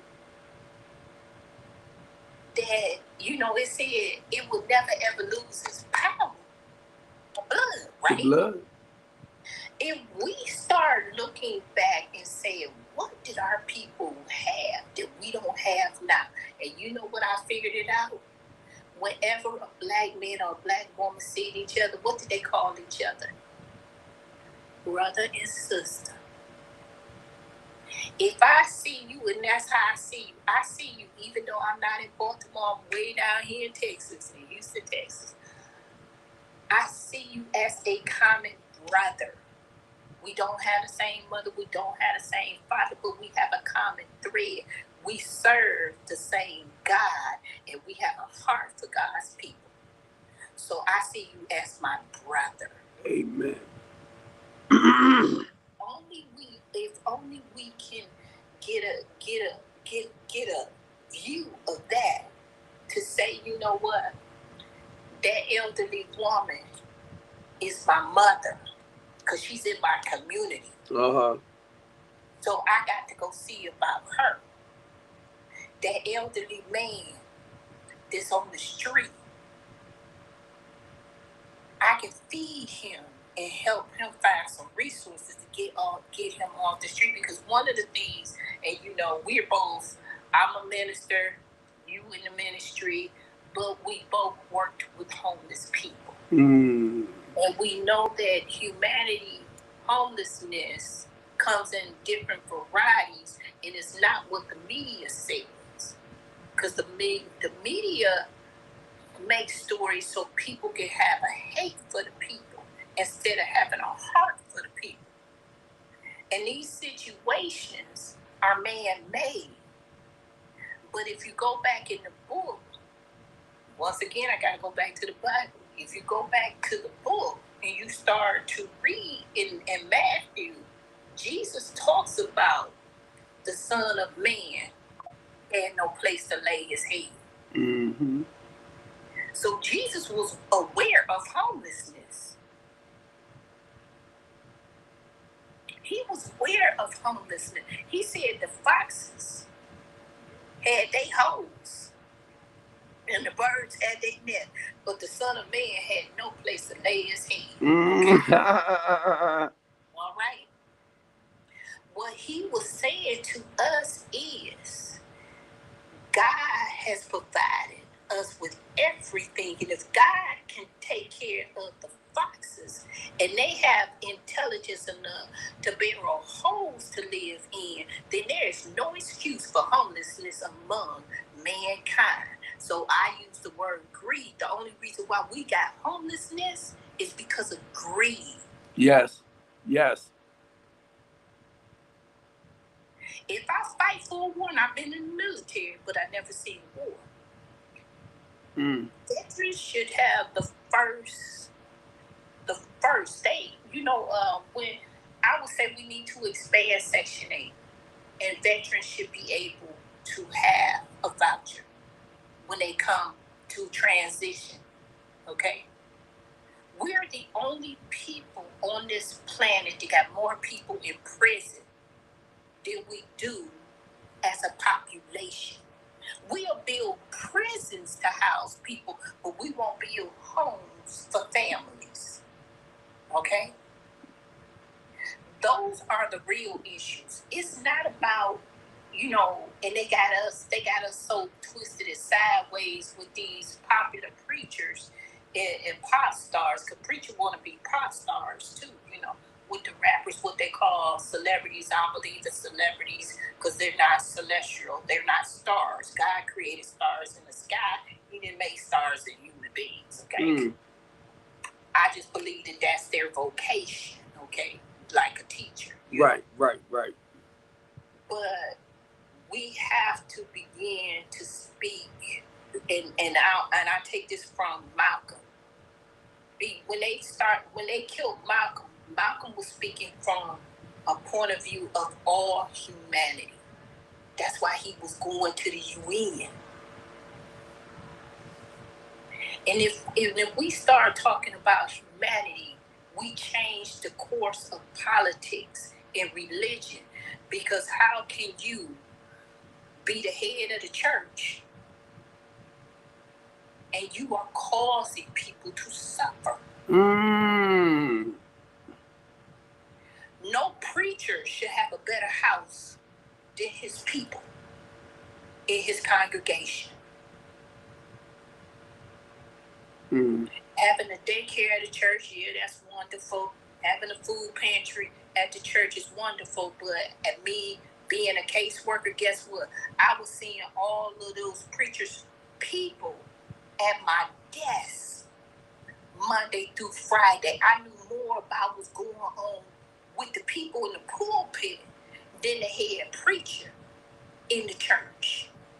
And I was speaking to the people from a spiritual sense and helping them solve their spiritual problems. Because I believe I'm going to say that everything wrong with humanity is spiritual. Uh-huh. I believe everything that's wrong with humanity is spiritual. It is. The root of everything is spiritual. So, I believe you have to have a heart for the people, and you got to see the humanity in God. God used me in such a way that I was the only person in Cuyahoga County that could pass within the government structure of working as a caseworker with the SNAP, food stamp housing program, Medicaid, Medicare, all of that I was doing. They could pass a security clearance because I already had one prior military. And then I started dealing with other people, immigrants. And you know what? I don't speak Chinese. I speak a little bit. I don't speak Vietnamese. I don't speak Arabic. I can read it. I can read Spanish. I'm terrible. My daughter said I have a problem with the R's rolling my tongue. But I was able to communicate with all of those people because you know what? God gave me a heart for the people so I could recognize their humanity. And I had clients that were kidnapped by the Taliban. Mm-hmm. I had an African princess that did not speak the language, who had been raped, and she was from Rwanda. She had been raped. She had been scarred up and everything, and they put her in jail because she was trying to go back to her home country with their money. And at the airport, they didn't know what to do with this lady, so they put this lady in jail. But somebody in the jail knew me and knew where I worked, and they convinced the people at the jail, hey, it's a lady over there. I think she can help us. And when they made the call to me, I answered it. I told my supervisor, I said, I got to go to the jail. She was like, yeah. I said, they calling me from the jail to help a client. I got to the jail, and the lady was able to tell me what language she spoke. Guess what? I had a client that spoke the same language. I called my client up.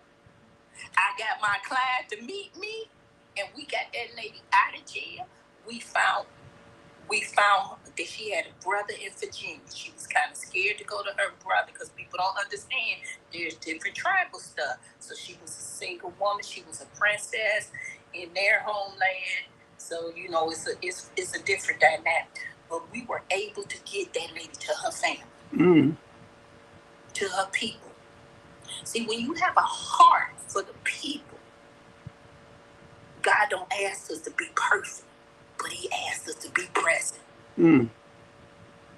And that's what we got. And sometimes our biggest ministry is our family.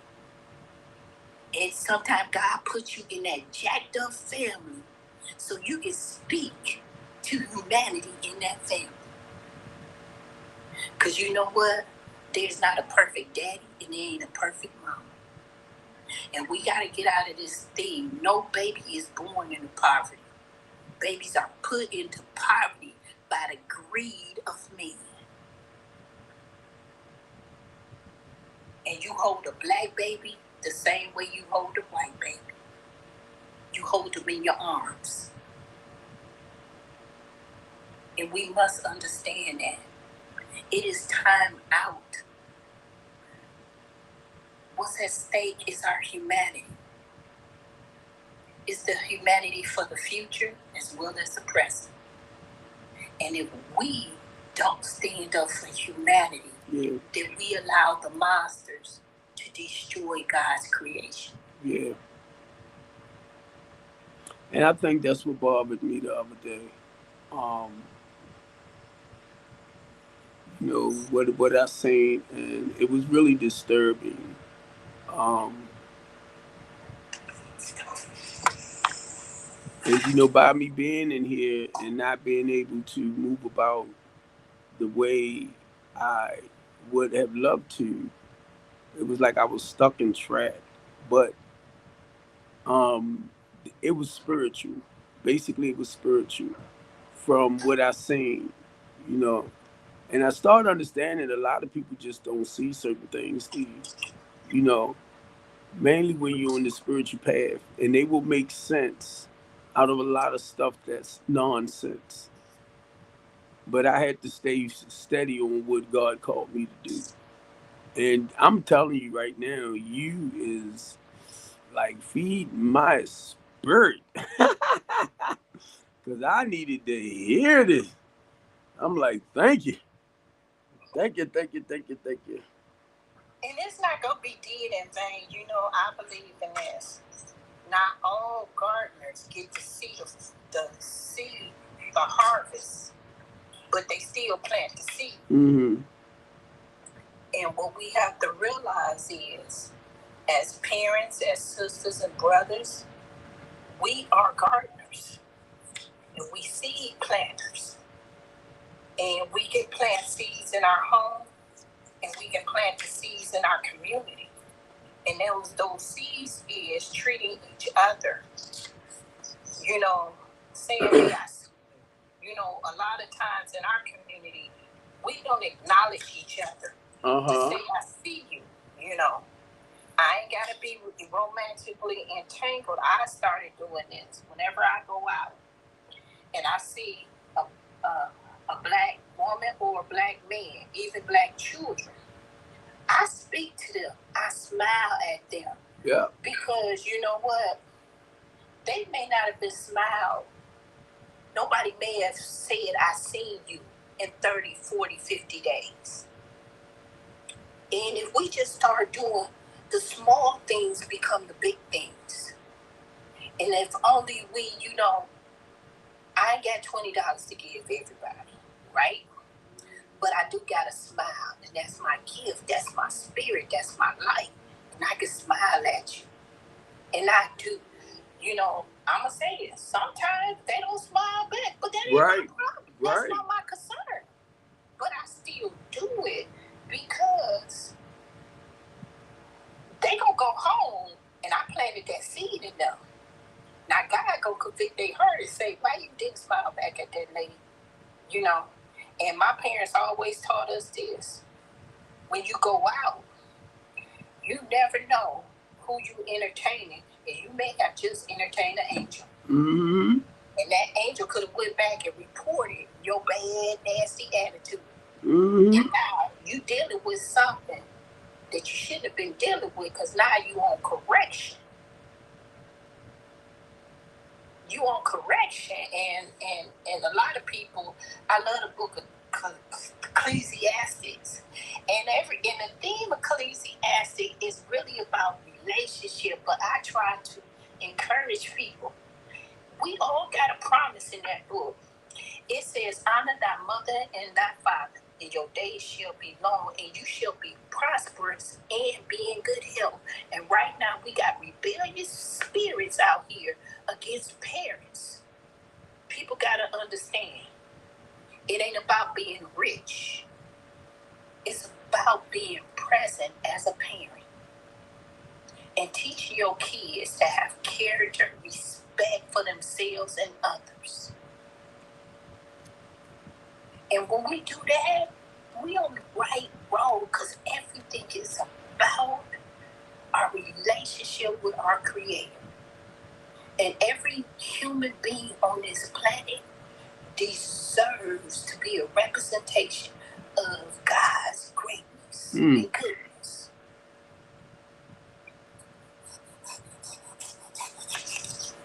What you over there cooking to? Yeah, I got to start my Sunday Monday dinner, because I cooked for 2 days. Right. Normally, when I cook on Sunday, I'll cook enough to last till about Wednesday. Yeah. Yeah. I'm just gonna do some roasted red potatoes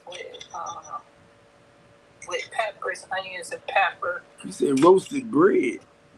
Roasted red potatoes. Oh, roasted red potatoes. Yeah. See, when you said roast, I thought about like roast beef. No. Roasted. I don't.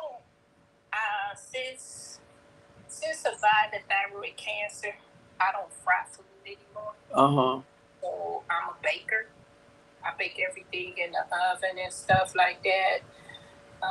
Because I'm gonna just say this: cancer is related to two things: stress and diet. Mm-hmm. Take the T off of diet. What does it spell? Day. Day. So God gives us wisdom to understand that not only what comes out of your mouth is life and death, but what you put in your mouth is life and death. So when they diagnosed me with thyroid cancer 14 years ago, I declared, and I had a conversation with God. People call it prayer. I call it a conversation with my Father. Yeah. Because if I'm his daughter, then I should be able to communicate with my Father. And so I said this: I'm not going to ask you to heal me because you already promised me that. But direct me to your physician. I don't want no doctor. I want a physician, because a physician is different from a doctor. Mm-hmm. A physician is under God's instruction to heal his creations. But I asked her for grace. And then I declared within myself, I'm not doing chemo or radiation. They said, well, we can take half of your thyroid, but then we gotta always be worried about cancer, because we don't know that other side, because your thyroid is shaped like a butterfly around your esophagus. So I opted to have complete removal, a thyroidectomy, completely. And do you know, when I went back to the doctor, they said, oh, wait a minute, you should be just healed this fast. They was like, you a month ahead of yourself, right? Even the surgeon was astonished. Most people, unless I lift my neck up, they can't see the scar. Mm-hmm. You know how Jesus had to show his hands Mm-hmm. to say it's me? Most people don't know what I've been through unless I lift up my neck and I show them my scar. Okay? Because my scar represents my faith. It represents my healing. And so he healed me, so I didn't go through the chemotherapy. I didn't go through the radiation. But he said, you got to change your diet. And so he led me to his herbs, and they've been keeping me. He led me to the herbs, the ginger, the lemon, the moringa, the sour sap. He led me to that. And so I don't eat a lot of meat anymore, and everything. And I say it's every individual choice, but that's my testimony. That's my faith walk. I've been walking with God for a long, long time. It just didn't start with cancer. I was with God when I was a kid. Mm-hmm.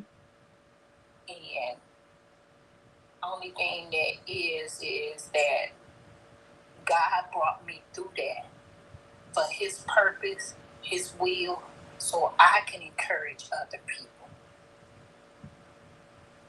So I can encourage people, and just having this conversation today, and I'm really a shy person. I'm an introvert person.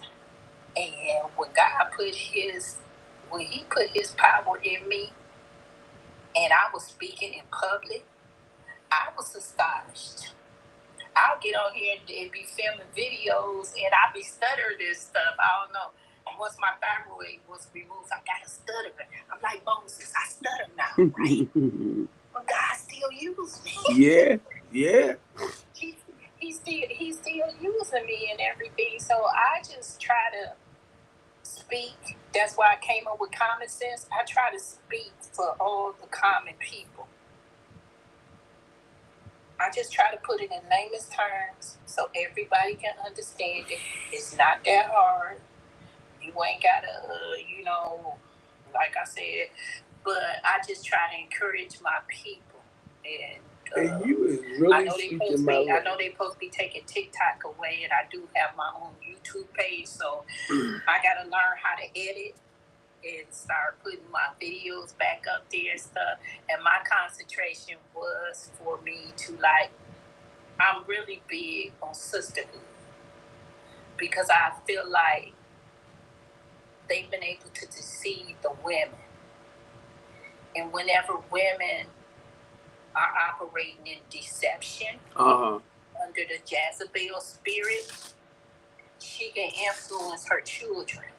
Yeah. And she can cause her children to go astray. She can cause her children to be destroyed. And that's what we're seeing right now. We're seeing via the hand of the woman and the mouth of the woman. And we don't see the heart of the woman. See the children being destroyed before they get started. And I share everything you said to me dealing with the women. And right now, one of the guys that I talk with, he's with Pathway.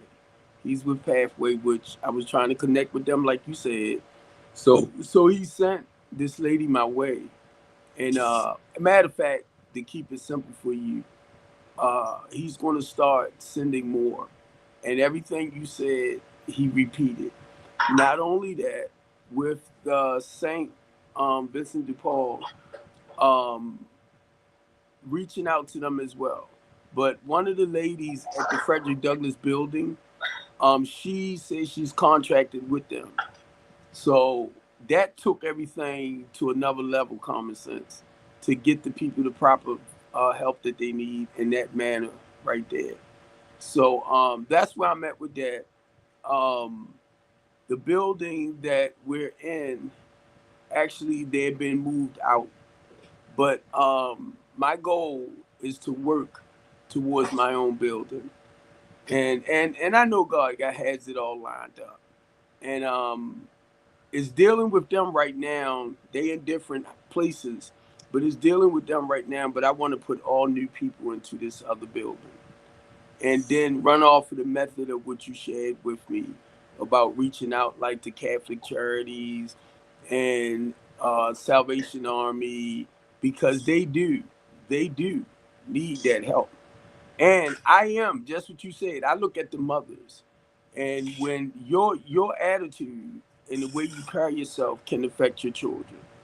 It will affect. It will affect. I'm going to say this.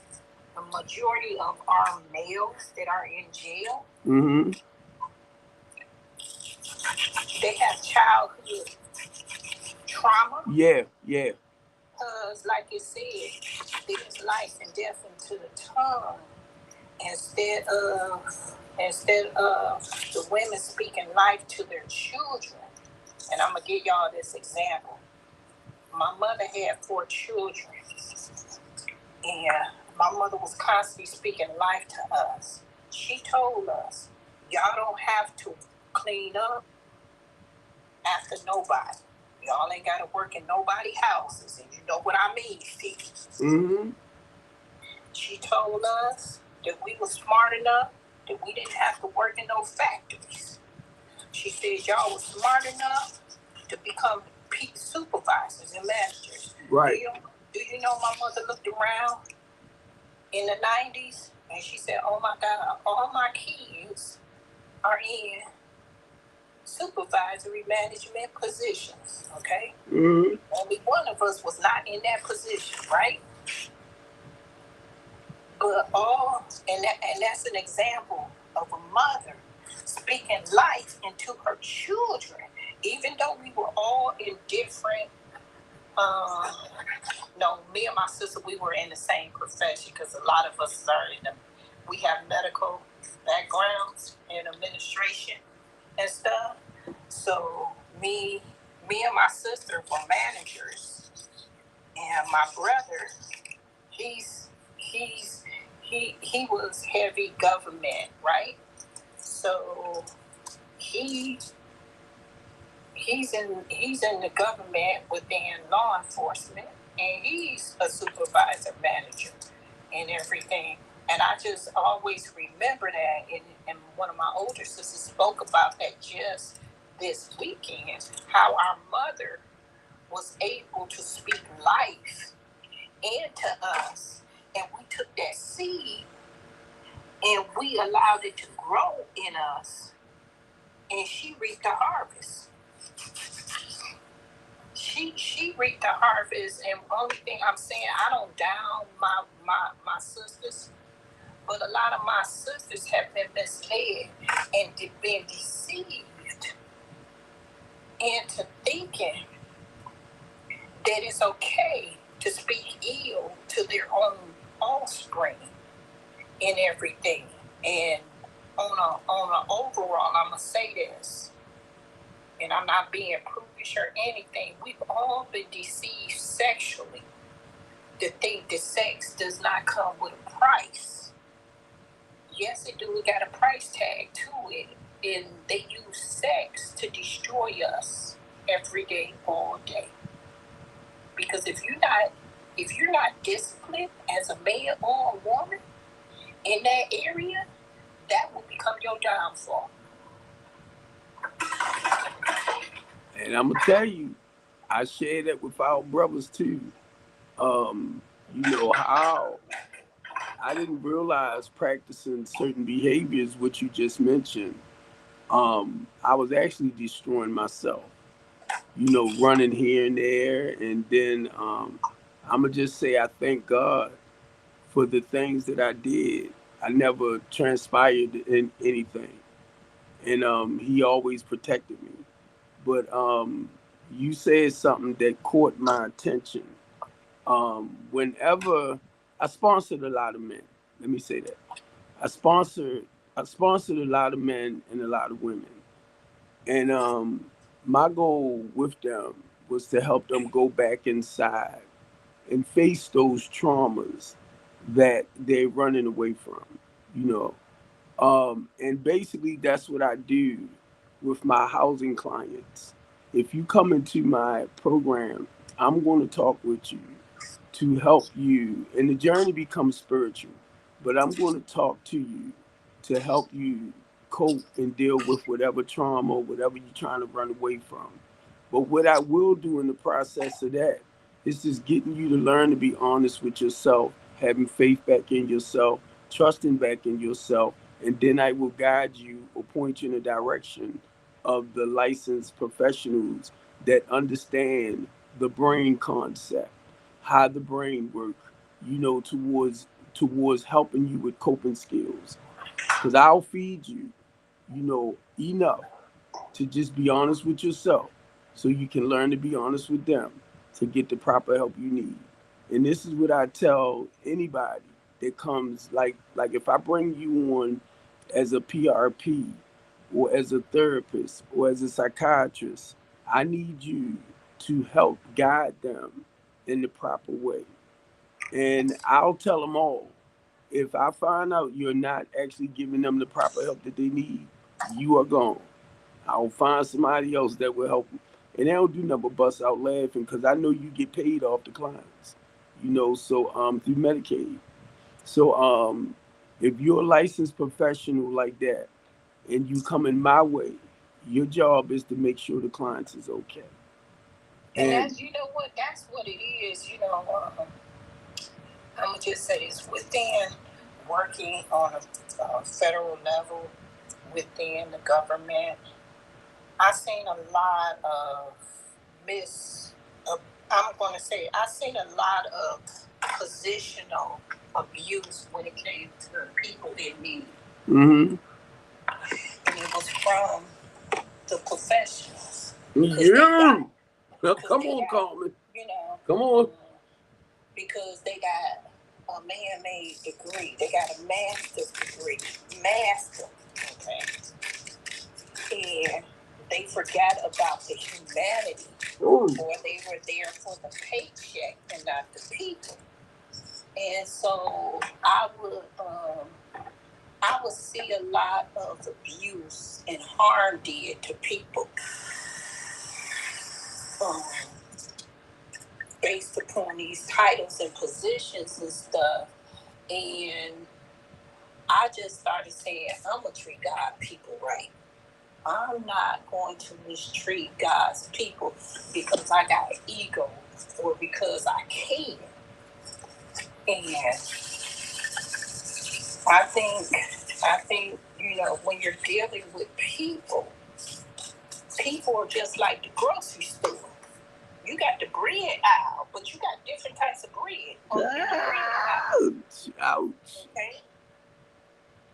You got the fruit section. It's all different types of fruits and stuff.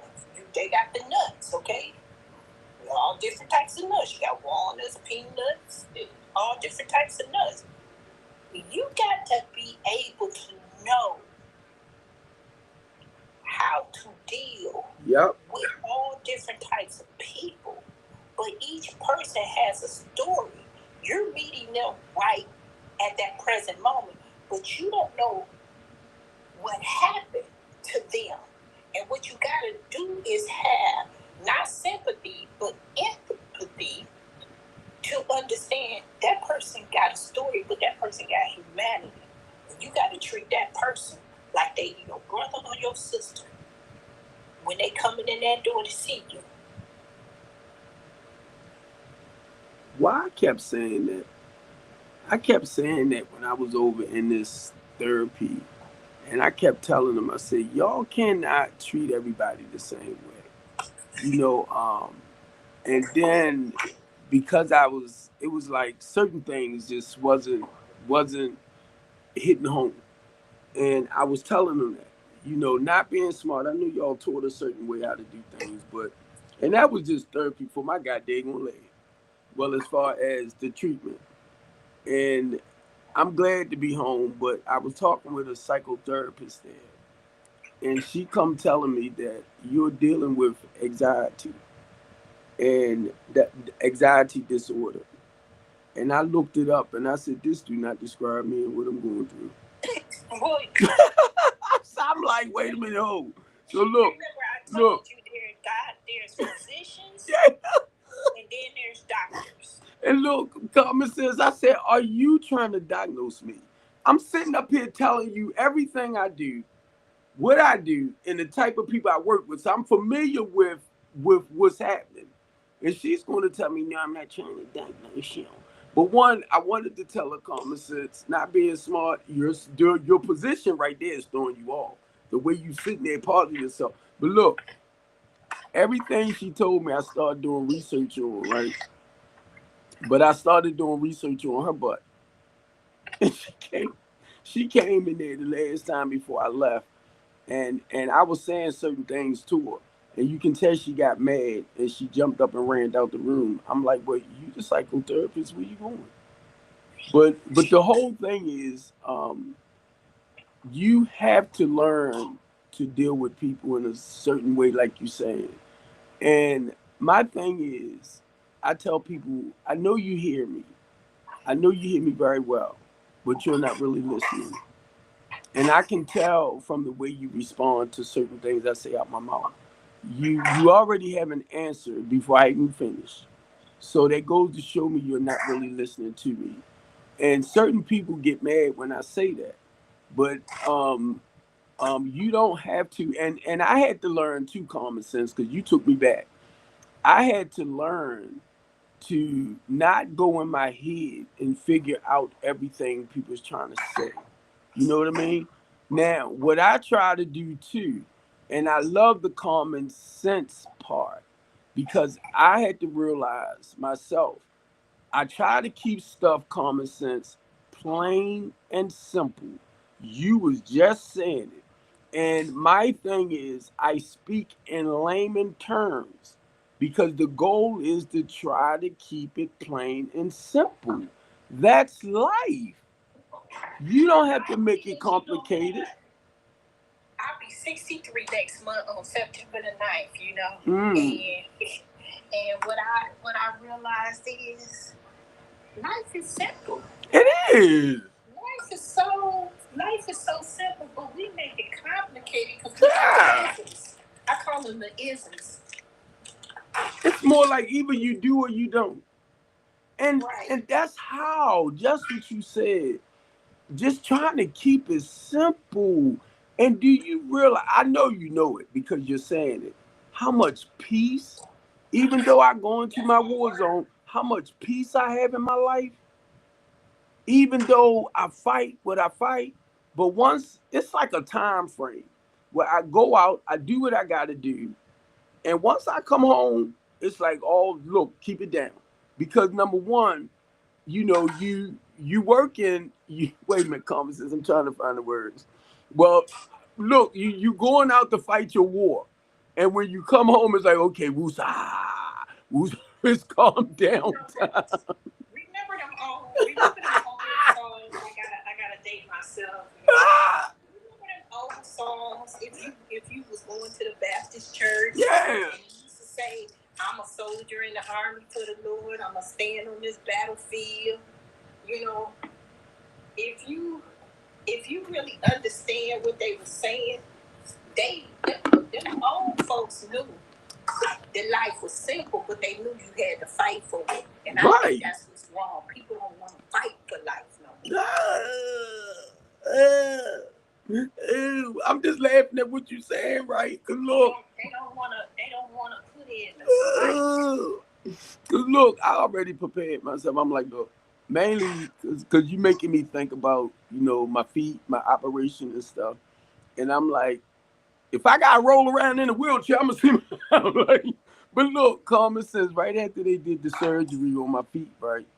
And now I accept the fact that if I lose my toe, I lose it. But when I was coming to, I looked straight down at my toes and I said, oh, they still there. but the goal is, and I told them, I'm like, do y'all realize? No, they didn't. But the work I do, as far as the ministry wise, in the community, it's going to be hard for me to back down. And I felt as though they was trying to discourage me, and I'm like, they no, was. They was. Every roadblock, every delay was to discourage you and to get you to quit, so the enemy could say, "See, I told you." Yup. Because I'm gonna tell you, I'm looking at everything now, and when I went to the doctors, they put me in the cast, and the way it is, they didn't want me on my feet, but they had me by, and I'm looking at it, common sense. They wanted me to get a wheelchair. They wanted me to get this. They wanted me to get that. And I said, they selling off these people products. Now I got a walker. Now I got crutches. But now guess what? They wanted me to get a pottery. And I'm telling them that I'm going to go to the bathroom. I'm not going to sit up here and do, and then get somebody to dump it. That's not where I'm at right now. So anyway, I put that shit in the damn shower. Excuse my language. Because when I get ready to take a shower, I said, this is going to be my seat. Because anyway, I was looking at getting a shower seat anyway. Now, I probably won't keep it there like that. 9 times out of 10, I probably give it to somebody sooner or later. But those things that I end up purchasing that I felt that wasn't really worth it, because I'm like, that's not how. Once I get home and do certain things, if I got to get on my butt and roll up and down the steps, they called it bumping. I said, I'll do what I got to do. But what I was trying to get them to do teach me how to walk with crutches because I want to feel as normal as possible. But everything they was trying to give me made me feel crippled. They was trying to, well, they was trying to delay and cause you to get dependency. Ooh. On yeah. In a disabled, limited, declining state. Okay? I always say this. You saying it. You saying it. You saying it. I'm sorry, Common Sense. You saying it. Can I just make it really plain? We gotta remember it's called medicine. And what is medicine? It's just like law. It says practice, okay? They are practitioners of the science of medicine, okay? And we have to remember this, and I'm gonna say this. Every word that comes out of your mouth, I don't care who you're speaking to. That's why God said guard your mouth, okay? Is because they could be speaking spells on you. And if you take what they speaking to you, it can delay you. It can cripple you. It can cause disabilities in you because now you have made a contractual agreement to what they just said. I kept saying, I wasn't getting it, but I said, God is going to make this clear. He's going to make this clear because I began to see some stuff that was really out of order. And I got to the point, I said, you know what? I'm going to sign myself out. Because I said, something ain't right here. Something ain't right, you know. And I was trying to be patient for me to go. Because the way they was doing things, I felt like they was trying to, everything you said. And I started saying something about that spot that was really unconstitutional. It just wasn't right. And just some of the things you said is just confirming what God was actually telling me. I would just tell people this. If you're going into any of their institutions at this time, take somebody with you. Know your rights when you go in there. Every piece of paper that they ask you to sign, you can write this statement. And let me go back to that word you said. I apologize. I told the psychotherapist, I told them, I said, what y'all doing here remind me when I was over the prison. The control and all this type of stuff, right? And you know, she turned around and said, do you realize this is an institution? I was just what you said. And the comparison was there. Like I'm laying in the bed. If I had got out the bed, this thing would have went off. Beep, beep, beep, beep. And they come running in the room. Like, what the heck? So I'm in the wheelchair. If I got about the wheelchair went beep, beep, beep, beep, beep. I'm like, wait a minute, this don't, ooh. It's like y'all controlling me. If I go to the bathroom, I look around, somebody's standing right there while I'm using the bathroom. I'm like, that's all right, never mind. But I'm the problem. I'm like, what in the world is, I told them, I said, I don't know who designed this right here, but I wish I was in the boardroom with them. Because now, I don't know if they was using me as a little test dummy or whatever. But you go to their institution.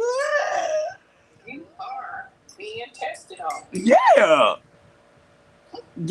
because some of the stuff they was showing me was really, really, I'm like, they made me feel like I was this disabled, goddamn person.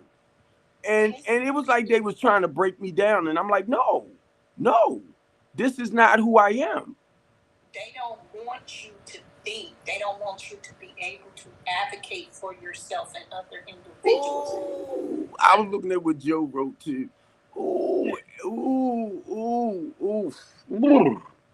The name of the game is about dependency now. They got everybody depending on something. alters their mind, their state of being. You saying it. Because the way they had it done, y'all, it was like, well, you need to sit downstairs all day long, and your son or your daughter need to come and cook for you and all that type of stuff. I said to myself, my son and my daughter ain't cooking. Them suckers don't know how to cook. And Lil Steve even said it himself. Lil Steve was like, Dad, you know, they made me feel like, man, I need look, they was mentally, y'all, they was really the games they was the way they had it set up, and you see me stuttering, but the way they had it set up, they got to the point. Now I'm gonna tell you, when I see certain things and I'm not right, I'm a rear up. I mean, if it's not right, I'm a rear up. And this one nurse, a male nurse, was scared to come back in my room. That was the one when I went to take a leak. I looked around, he looking at me and everything. I'm like, come on. But anyway, he ran out the room, and he sent somebody in later, a couple of days later, to make sure it was okay for him to come back in the room. But the thing is, if I say anything wrong to you, I'm going to apologize for the role I play. But don't do this, you know. And that's how I felt. I felt like I was more independent. I was more independent than what they was trying to do, you know. And I'm like, please don't do this, because this don't feel right to me. I'm doing Kegel exercise. I'm just adding little crazy stuff to it. They got me doing a lot of stuff that had nothing to do with anything. So I'm telling them, how do I go from having a little callus on my feet to getting the operation right, which was fine. They cleaned everything up. Then the next day after that, they did a skin graft, which was wonderful. It's looking great now. But how did I get from that to a non-weight bearing thing, and then I get over here? I said, I am lost. I'm confused. I just came in for my callus. So how all this come about? I'm like, and then I got these people, you know, like looking all at me, coming in the room every few minutes, and I'm like, I mean, I understand they got their job to do. Don't get it wrong. And then in the therapy thing, which was, they got it set up nice, but it's like, I'm not. You said it. Thank you, God. But you said it. Common sense, because I say God gonna make this clear to me. He's going to make it clear to what was happening. And you said it, because I thought, be honest with y'all, what I was saying, you know how you feel like, you know, something ain't right, but you can't really grip it. You know, it's like, okay, you can't, and you trying to explain it. And I told them, I said, I have never felt like this before, where you in a hospital and right now you ready to sign yourself out. I said, I don't like what's happening. And the doctor told me this: if I sign myself out, because I'm in therapy now, therapy treatment, he said, if I sign myself out, common sense, that I will not have medical assistance no more. I said, what? Oh yeah, you know what, I'm gonna say this. I'm gonna use the word greed, bullying, and mass manipulation. You ain't lying, because look, I supposed to have been there from 5 to 7 days. I was there for 9. I said, where the other 2 come from? So I got a bill from them for $32,000. So I knew exactly what you said. I knew what was happening, because now, what got me, and listen to what I'm saying, y'all, I did not need a wheelchair. This girl was trying to push the wheelchair. Now I was going to get one of them knee things, that you roll on. Now I'm downstairs. I need a walker for downstairs. I need a walker for upstairs. I said, oh my God, they trying to sell these medical. They trying to sell this medical equipment on me. You got it. You got it. Everything is connected. Yup. It's not separate. Everything is connected.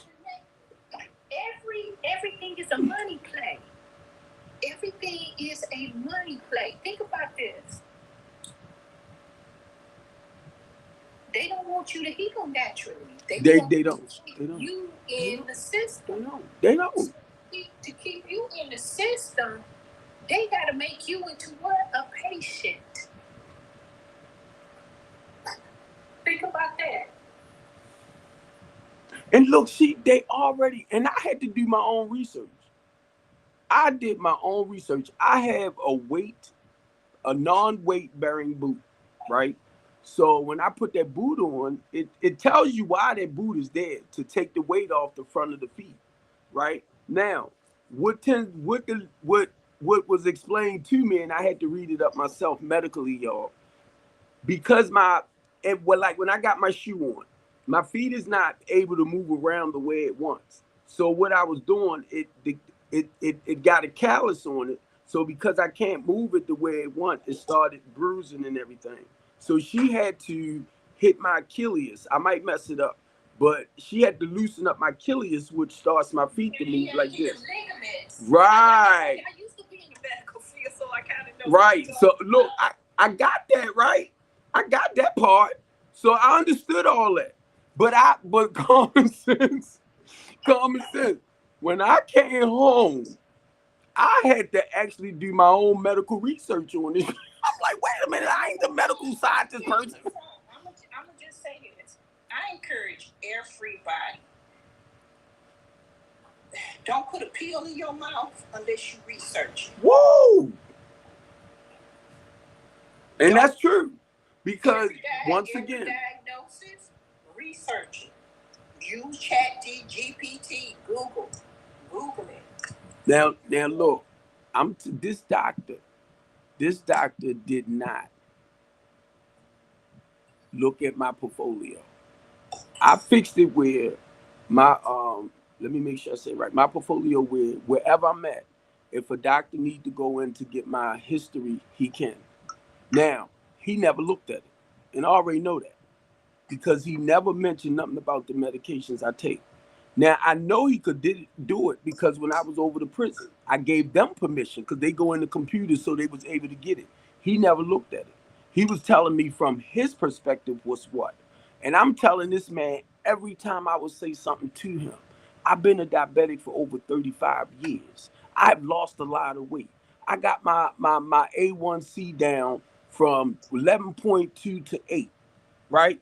Everything I said, this doctor made me feel like it wasn't good enough. So I said to myself, I ain't saying a damn thing to you no more. You come back in here, I ain't saying nothing to you. You know what? Because like I said, he was a doctor. He's not a physician. See, a physician treats you as though you are a partner in the healing. Okay? Like I said, I was a cancer patient. And when God directed me to my surgeon and my endocrinologist, those were physicians. They talked to me. They talked to my daughter. They talked to my cousin, okay? They were communicating with us and saying, and they gave me choices, and they said, well, you know, she could do this, she could do that, even down to the surgeon. He said, I could send you to a man that every now and then he do the surgery, but most of the time he working on somebody's foot. He said, I ain't gonna do that. I'm getting ready to send you to the top. Right. The top doctor, right? The top physician. When I met that man talked about God. And I'll tell everybody, seek out physicians, not doctors. Doctors have degrees. Physicians are appointed and anointed for the healing of the people. I miss my primary care doctor. He retired. And I'm still in the medical field, but I'm on the insurance. I do the insurance side of it now. And I will tell anybody, do you know how many doctors have walked? We have a shortage of doctors. Primary care, general, what they used to call general practitioners. Mm-hmm. We don't have them anymore. And my doctor, on a personal note, I apologize. My doctor, on a personal note, had no problem calling me. You know, and I had he been there for years, and when I had to find another doctor. They were telling me how this doctor is. Plus, he teaching everything, right? So they pointed them out to me, and he retired last year. And I asked him to, point me to somebody else. So now I have a female doctor. But look, I have to find another doctor because my insurance now, I'm with HMO. I'm with Cigna. Oh, you know HMO. what? Try to get you a PPO. Yeah. Because the HMO, you got to go through the referrals and Right. all of that. Right. And a PPO, you can go to whoever you want to go to. Well, Long as they are within your network, which, HMO, which means health managed care, right? right. Not all, the majority of the good physicians and stuff, they not going to accept a HMO, or they'll say, well, we'll take 50 or 75 HMO clients. Right. Once they reach that criteria, they not accepting anybody else. Now, I'm glad you said that because I was looking at, actually, Cigna sent me a PPO, and that's your primary care professional. Well, I believe, right? You still get a primary care, but what I'm saying is, you ain't got to call them. What is the PPO then? I'm sorry, I apologize. Because I'm PPOs. Well, you have PPOs, POSs. POSs mean it's like PPOs is like your personal physician. I forget what the O means. Right. But you have more options. Right. Because they sent me one. And what I did for what you were saying, because I have to get with somebody that's in that network of HMO.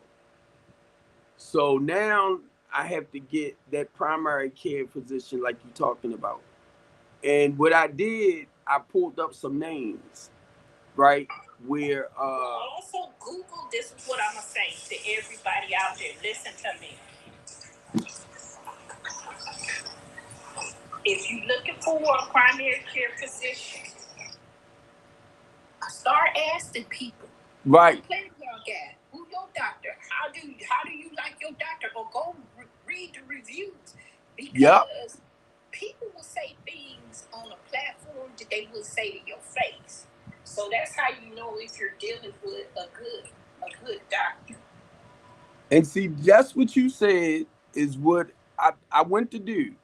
I screenshot this doctor. I think he's like an African, or it might be. I think he's foreign. But anyway, the goal was to read up on him, right? You should have you a male melanated doctor. Right. Because it makes the difference in the communication. And see, that's what you said. I was looking at somebody melanated, and I'ma just say for us, because I am 63, and I wanted. We the same. Well, yeah. 63 now, but yeah. I want a physician closer near my age, but then the physician that I had, because they are younger, and if they're good in their field, because a lot of new stuff that came about. So I'm looking at that profession and the technology, the information that they had, I'm gonna say compared to some of the seasoned doctors. So when I went to look at it, I do exactly what you said. Now I do want somebody to better understand the concept. I'm gonna say concept of a man. You do. You know what? I said concept.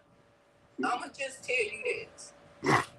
If you a female and you have the female problems, would you go to a butt doctor?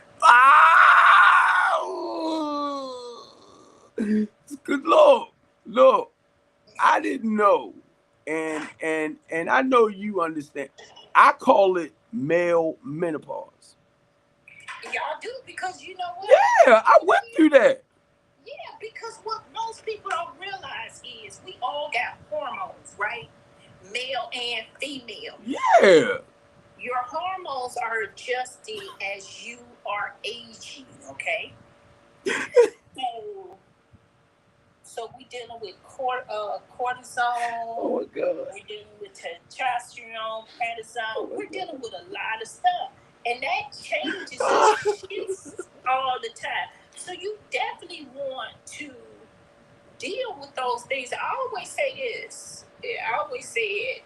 They have mistreated men and they have mistreated women when it comes to just who we are biologically. There is major differences, okay? There are major differences. But you know, you gotta ask your doctor. When you go for a physical, they used to do back in the day, they used to do what they called a blood plan. And they would check out all your hormones. Yeah, and that's complete blood work. Yeah. And don't never let them take, this gonna sound crazy, don't ever let them take more than 2 vials of blood from you. They can get everything that they need from one tube of blood. Okay? 2 is enough. Do you know when they start taking 3 or 4, they're messing with your blood, and now you're depleted? And do you know how long it takes you to get back to that level? I know that. It's a lot of stuff. You know, I'm going to tell you something. I was in the medical field. And I'm going to say this. I had to educate myself too. And I worked in the field. You know what? Common sense. I try to, mainly our men. And I love picking with our men. Because I had to go get checked for the colon. And I believe, you know, and trying to make sure you okay. So getting you know, going to the doctors. But I'm gonna tell you, can I say something about that? Come on. Do you know how many people, they don't even tell people this, so I'm gonna educate the people too.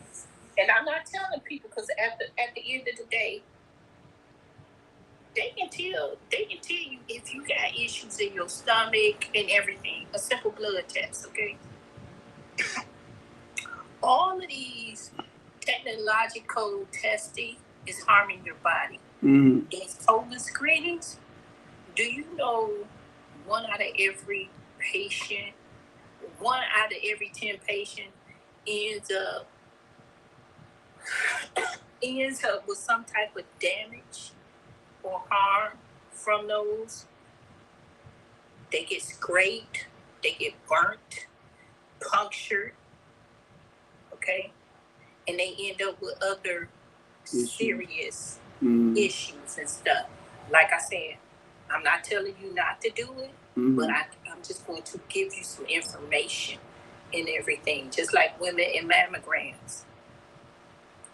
It's more safe for a woman to have an ultrasound than a mammogram. But the choice is yours, okay? It's just, there are alternatives.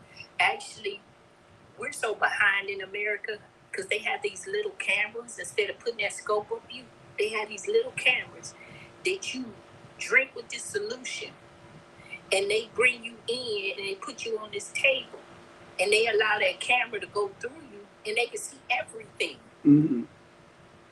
But guess what? We got to leave the country. We got to go into Asia to get it. And guess how much that only costs? For the full, what they call in Asia, a full physical examination is only $170. Wow. And they do everything. Wow. Okay. The blood work, they even do dental. Okay. Part of your physical exam used to be dental because a lot of our health issues are related to our dental issues. You know. And the bacteria in your mouth and stuff can affect other parts of your body and everything. So you always want to keep good dental care. Right. Okay. And a lot of times this is what I'm talking about, community. We're not talking to each other. So the ones of us that know this information, people don't want to hear it because they come with the attitude of the isms because of the way you look or way you sound or the way you dressed and everything. And so they think if you ain't got all these letters behind your name, then you can't be credible. But God has placed his children in all type of positions to get the knowledge, to educate his people. Yep.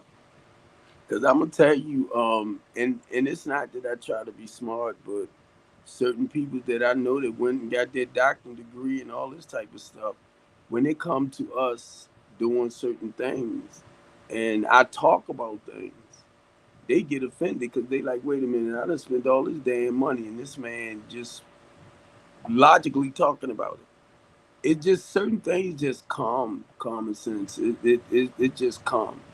Anytime, say like there's an issue or crisis, and I'm called to do certain things, my mind goes, and when they do that, I'm looking for the solution. That's all I got to do is go into certain areas and just look around. And then once I observe what we doing or what's happening, my mind goes, well, this we can do to do this. And it's just that's the way God used me. And I share that with people that I'm with. When I walk into anywhere where we might have, like I said, a crisis going on. Mainly, I'm gonna go back to the DC thing.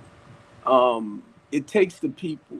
It takes the people when it comes to certain situations to come together. You know, which we was talking about.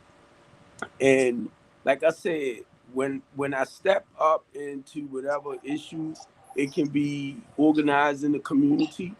I'll come in. But now, when I say I come in with a group, and we have to meet the people. So the first thing I tend to do when we step into certain communities, I'll try to find out who is that person, who is in charge of that community, as far as, God dang it, I'm trying to get my words right. The community chairperson. It's not the community chairperson, but I'm using that word. You have to find out, like, who is in charge of that particular community. What is going on in the community that needs to be resolved as far as some of the issues that they may have. So those are the people that I have to reach out to first. And then we'll start reaching out to the community within itself. So every community has, come on now. You know what's so sad about it is, in our communities, we literally in all of the impoverished areas of our communities, we got all these churches, right? But when you go to these pastors, most of them don't even know what the community is in need of. Right, right. They can tell you the problems, but they can't tell you the needs, and it's a difference. Now, my church here, we have, I'm in a mega church. Basically, it's a big church. So we have about 40 ministries within this church. Now, Matthew's 25 crew is in the community. And that's what I love about them. So basically, they do a lot of nonprofit work. Now, mind you, common sense, I have a 16-foot box truck that was given to me. I get all types of donations to give back to the community. That's why I'm trying to get my truck and everything back up to running, because I'm getting back into what I used to do since I've been off of that goddamn home monitor. So now it's getting that truck back up and running to begin to do those things again. Just like I tell anybody, I get food, I get clothing, and what I do too, say like you started a nonprofit, and I found out that you spending your own personal money for product to help people in the community, and if I can get that product for you, I'll get it and give it to you so you can save your own money. And I know when that time is ready for me to do what I need to do, God gonna put everything. It's coming back in order anyway. But that's everything we talked about. And when I look at Christ and his mission and the disciples, And then God began to show me you are walking in the footsteps of some great men. Now, I didn't follow Martin. I didn't follow Malcolm X. I'm sorry, that much, right? So I don't know a lot about his journey and stuff like that. But God showed me that you're walking in the footsteps of two great men, Steve. And be honest, Martin Luther King was one. And you know, you always want to put Christ first, right? Martin Luther King was one. And this is how the Holy Spirit showed me. And Jesus Christ was the second. But no, I didn't mean the second because he's first, either way. But he showed me you walking in the footsteps of two great men, Martin Luther King and Jesus Christ. And I was honored. I was honored. And I don't knock anybody for the way you do stuff because I know God gives gifts to us as He please. You know, I'm not a preacher. I'm not a yeller. I'm not a screamer. In that sense, look, common sense. In that sense, you know, but I know we all have our own gifts, and it's just embracing my own from what the Holy Spirit tells me to do. You know, so that's why I can't set my mind just on one particular thing because if you put God in the box, and I had to get God out that box, I had to get him out that box. Oh, I had to get him out that box. And I got to say this with Curlin Showell, right? She's like a circus speaker. When she said, God can say no in all languages at one time, I said, oh my God. Because look, some of us think he only speak English. I'm like, ah, and when she said that, blew me away, common sense. God can. Yeah. God uses. He uses the common man. Yeah. He uses the common man to confuse what they call the elite. The elite. The elite. Yeah. He uses the common man to confuse them because you know what they think. They think from a man's perspective. They're man-made, okay? So when you man-made, you need all of this other stuff because you're man-made. But when you God-made, it's just natural. It's just natural. God gave you the gifts. He gon' prune you. He gonna prepare you, and He's going to promote you to His people at the appointed time. Okay, to meet a need of the people. And sometimes that need could be just, I'm going to give you this example. My mother and sister lives in a community of senior disabled people. Nice complex and everything, but since the pandemic, the management, they keep on putting the bad management in there, right? And they've not been treating the people right. So my sister had communicated to me that it's only got 3 floors, but the elevator had been out. And I'm like, wait a minute, they got disabled people on the 2nd floor and on the 3rd floor. You can't have elevators out. Right. Then they're locking up the community room, and now they're hindering people from getting their meal. So, about 2 weeks ago, I get to go to visit my mother and my sister, but there were some older women gathering and stuff. And I happened to hear the conversation. God tapped me and said, speak. And you know what He had me to say to these older people? Y'all the winners, but y'all don't recognize that y'all have won because y'all looking at them people in that in the management position, and they done caused y'all to fear. But y'all go to church on Sunday and confess that y'all love God, and God said He never put the spirit of fear in His children. So I told them, I said, I worked for houses, and down here in Houston. I said, this is a senior disabled building. I said, do y'all know how many violations these people get? I said, y'all need to call the news. I said, y'all need to call HUD. Y'all need to be called Houston Housing Authority. Y'all need to be calling the Federal Housing Authority on these people. I said, they need a generator. People on oxygen.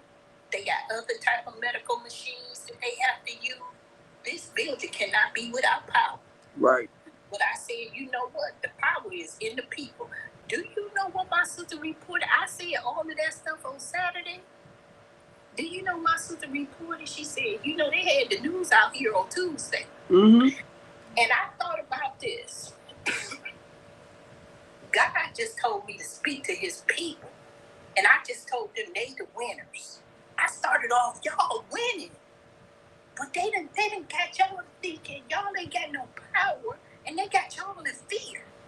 And God, I'm just here to remind y'all. God got y'all. He already declared y'all a winner. He just need for y'all to get in the winning circle. Reposition yourself. And you know what, when he gave me that, I was like, oh my God, this is like my basketball thing. I used to be a big sports fan until I found out it's all rigged from my brother Dick Gregory.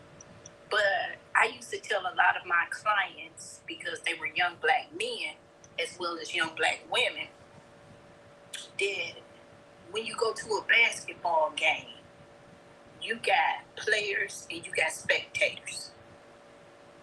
You got to choose which one you want to be in the game of life.